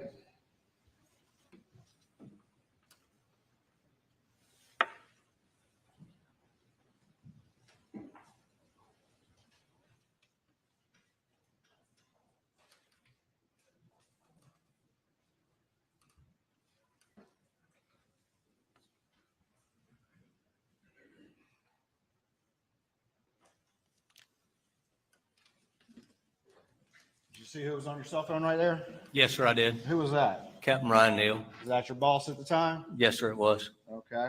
And so what are you doing right now? I'm fixing to step outside to talk to him. All right. Does your body camera go off at that point? It does. All right. Tell me what happens when you go outside. Do you go outside that stoop we showed earlier? Yes, sir, I go out of the side door, same door we entered. All right. And what, if anything, did you observe outside? I observed on the ground, right at the edge of the stoop, what appeared to be a .300 blackout spent shell casing, appeared to be weathered as if it had been there for some time. Okay. And what, if anything, did you decide to do at that point? After talking to Captain Neal, I went back inside. I asked Special Agent Anthony Sampson to step outside with me so that we could secure those shell casings. We again activated the body-worn camera, and we walked outside and we secured we secured shell casings from around that stoop. Okay. Bear with me real quick.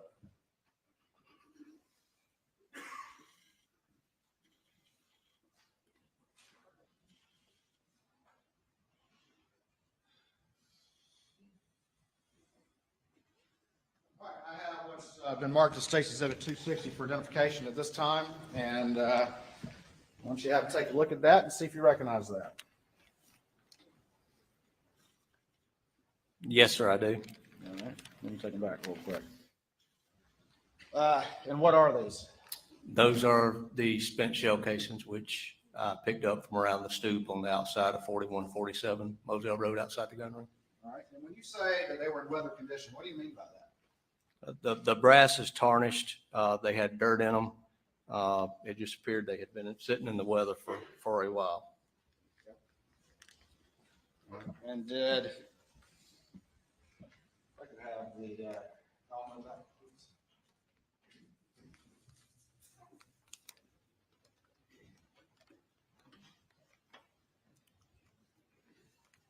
Did they appear to be shiny, like the bullets that were with the magazine that the jury earlier saw from the prior exhibit? No, sir.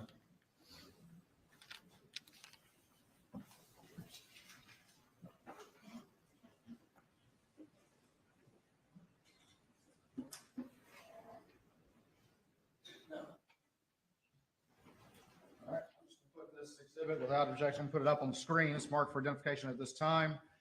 And again, if you could describe for the jury the condition of those cases when they caught your eye. I apologize. I couldn't hear what you said. My apologies. Again, if you would, just describe for the jury what you're talking about about these cases when you that caught your eye when you saw them outside. Well, the brass was not shiny as a new casing would be. It appeared that it had been sitting in the weather for some time. It had began to tarnish inside of the where the bullet had been expelled from the end. The inside had dirt, grass.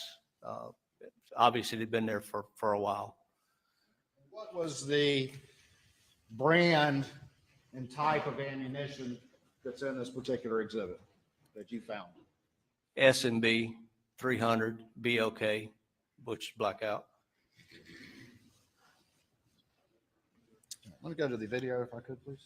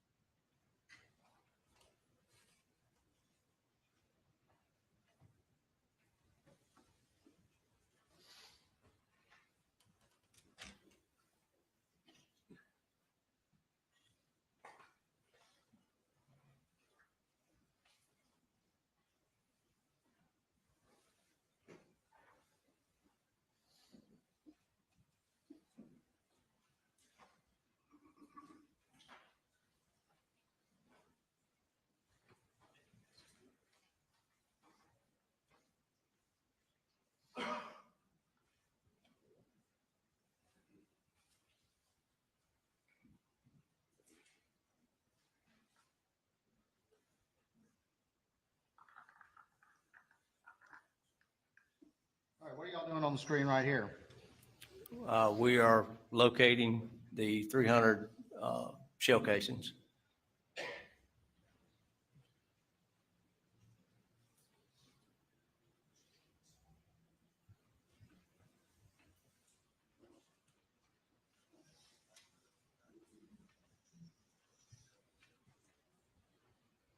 What's Agent Sampson doing right there? He is picking the shell casing up. Is that one of the casings that's in this bag right here that you identified? Yes, sir, it is.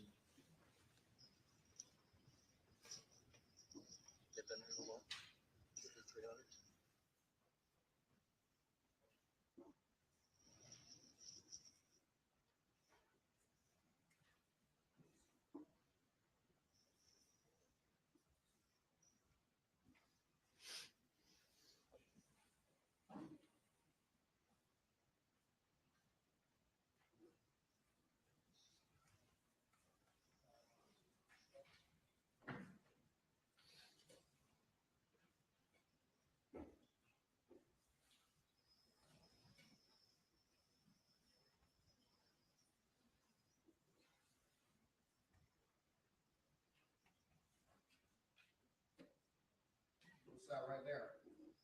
That is another shell casing on the, if you're facing the door or the stoop door, it'd be on the left-hand side of the stoop. Ones that are in this bag, State's Exhibit 260? Yes, sir, it is. And what brand and type? S&B 300 be okay.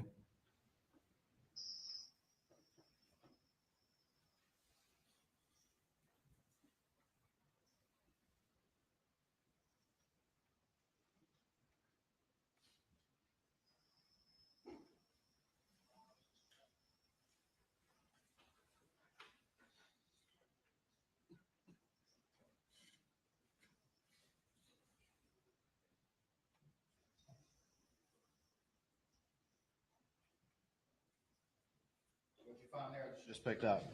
That would be another S&B 300 blackout shell casing. Ones in this bag we've been talking about? Yes, sir.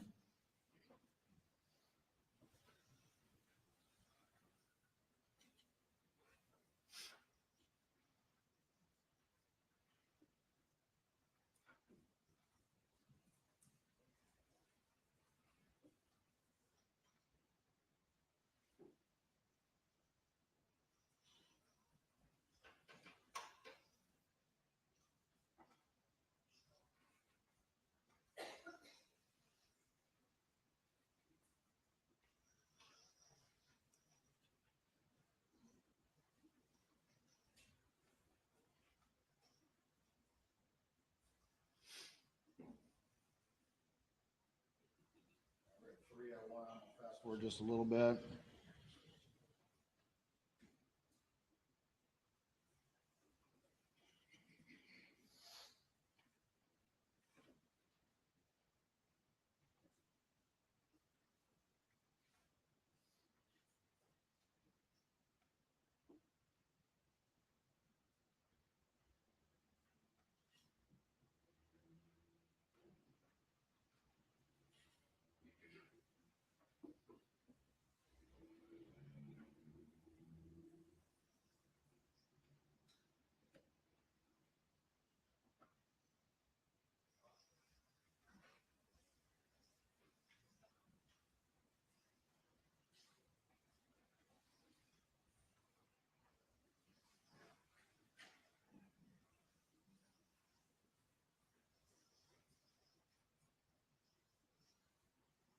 At that point, y'all collected all 5 cases that are in this bag? Yes, sir, we had.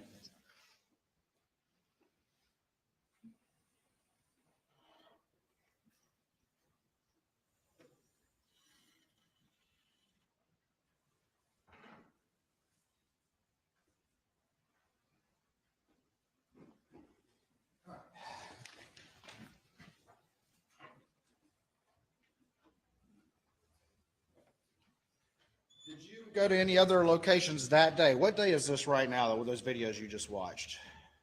6/8 of 21. 21. On June 8th of 2021, the day after the murders, did you go to any other location in the property to search, to your recollection? I don't think it was that day, no, sir.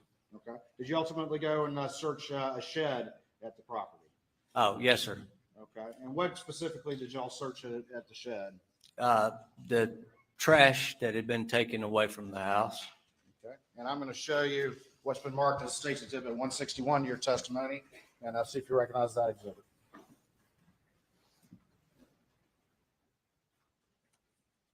Yes, sir, I do. What that exhibit is, please. This is a video of my body worn camera when we were actually digging in the trash that was we took to the shed and dug through.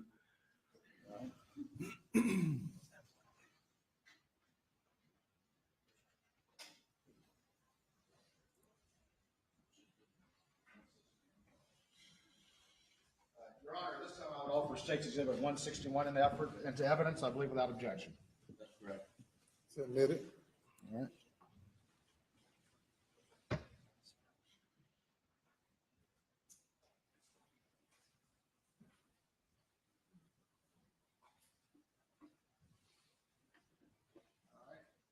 This time, I'm going to publish Exhibit 161.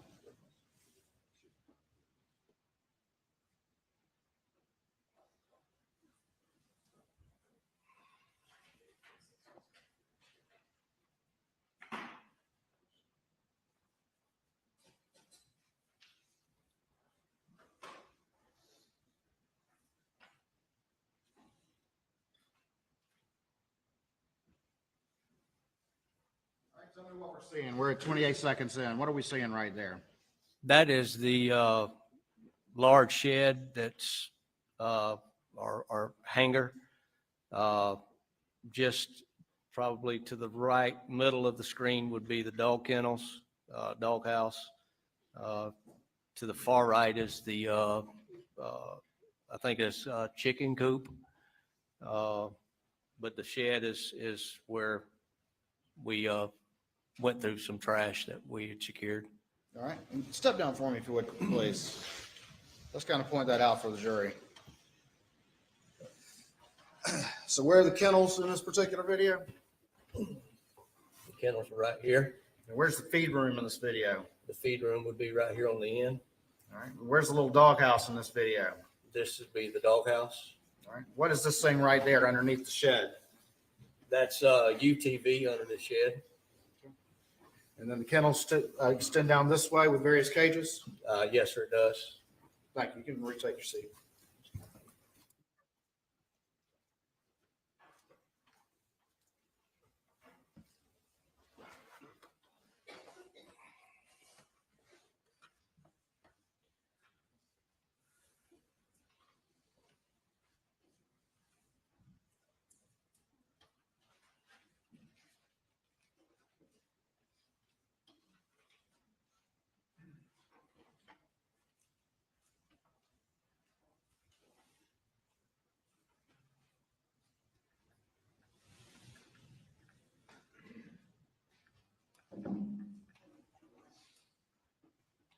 What are y'all about to do right here?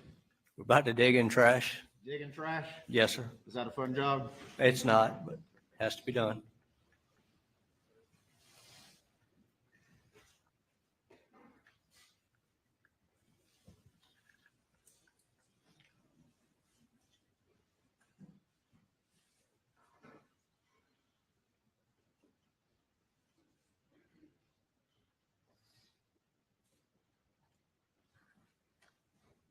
All right, at 124, I'm just going to fast forward it some. What is that image right now at 145 that's on the screen? That is a empty box, 12 gauge premium turkey load ammunition. All right, and what is that right there? An empty box of 12 gauge long beard, 3.5 inch, let's see, 2 ounce, number 4 shot.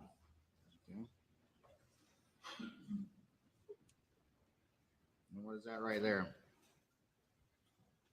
That is a empty box of 12 gauge. It's got Browning on it, TSS. It's a 3.5 inch, 2 1/4, number 7 and 9.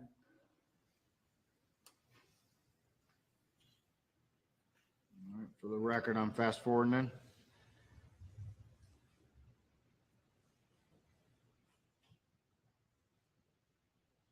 What is this right now that we're seeing at 3 minutes and 7 seconds? That is appeared to be a credit card statement or receipt and it's got an item circled on it. And was, there was an item circled on it? That is correct. And what was the store on that particular item? Goosey store? Gucci? Yeah. All right. And what was the amount? $1,021.10. Okay. And somebody had circled that particular entry, is that correct? That is correct.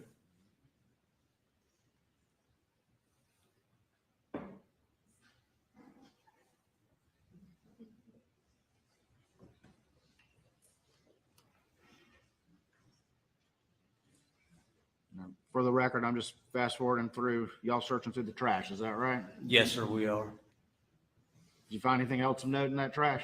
No, sir, we did not.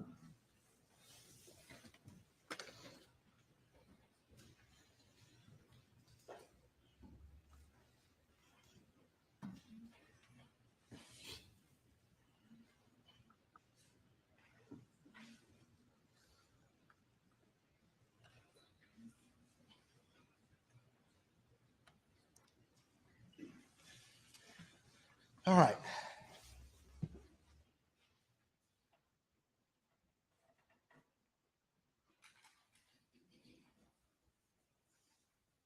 Force and goals, 1 moment.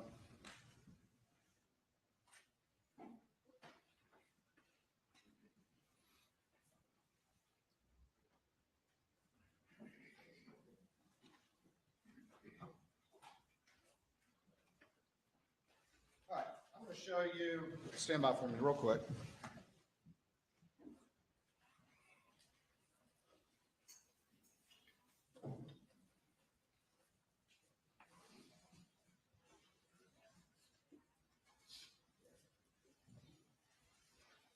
All right, I'll show you what's been marked as. Stand by.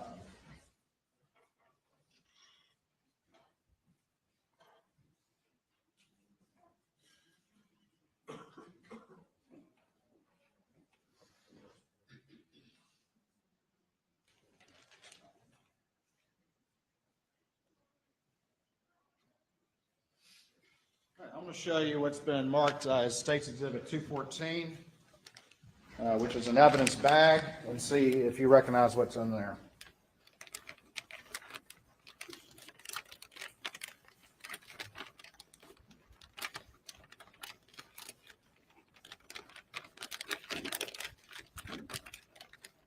Yes, sir, I do. All right, tell me what's in that bag.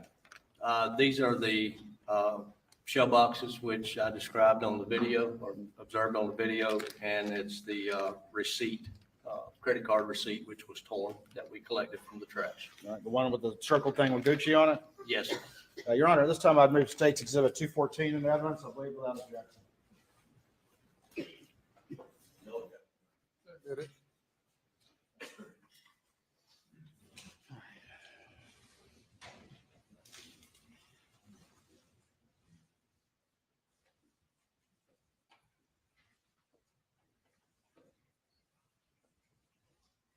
I'm going to jump ahead in the story just a little bit.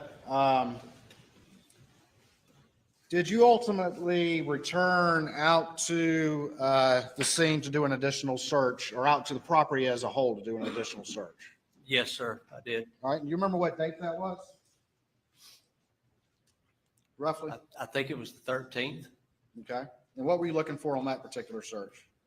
Again, looking for any firearms, shells, shell casings that could be tested for a potential weapon to use during a crime. All right. And do you remember who were some of the other agents that were out there, or what else was going on at that time? I think Agent McAllister was there. If I'm not mistaken, Mindy may have been there. There was a number of agents there. Okay. I'm going to show you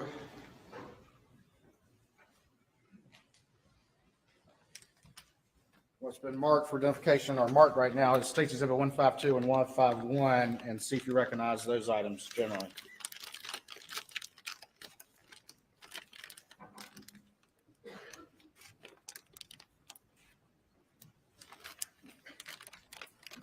Yes, sir, I did. All right. And can you tell the jury just generally what those items are? It's 300 blackout ammunition and magazine containing 300 blackout ammunition that was collected. All right. And was this collected at various locations on the property during that search? Yes, sir.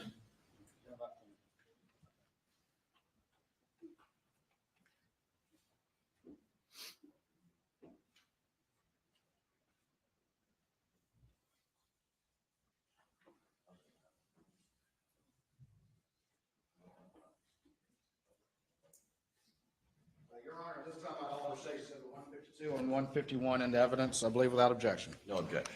Submitted without objection. How much more time do you have with this witness on direct?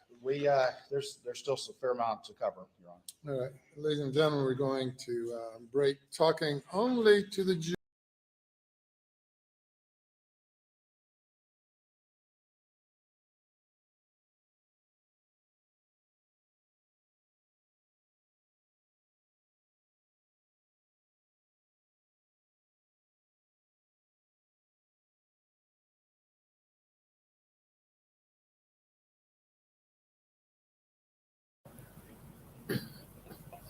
Well, okay, guys, I think I will jump off for now. I am going to set up for the next stream, and I'm going to start early so we can watch that Eagle Cam for a little while. It looks really cool.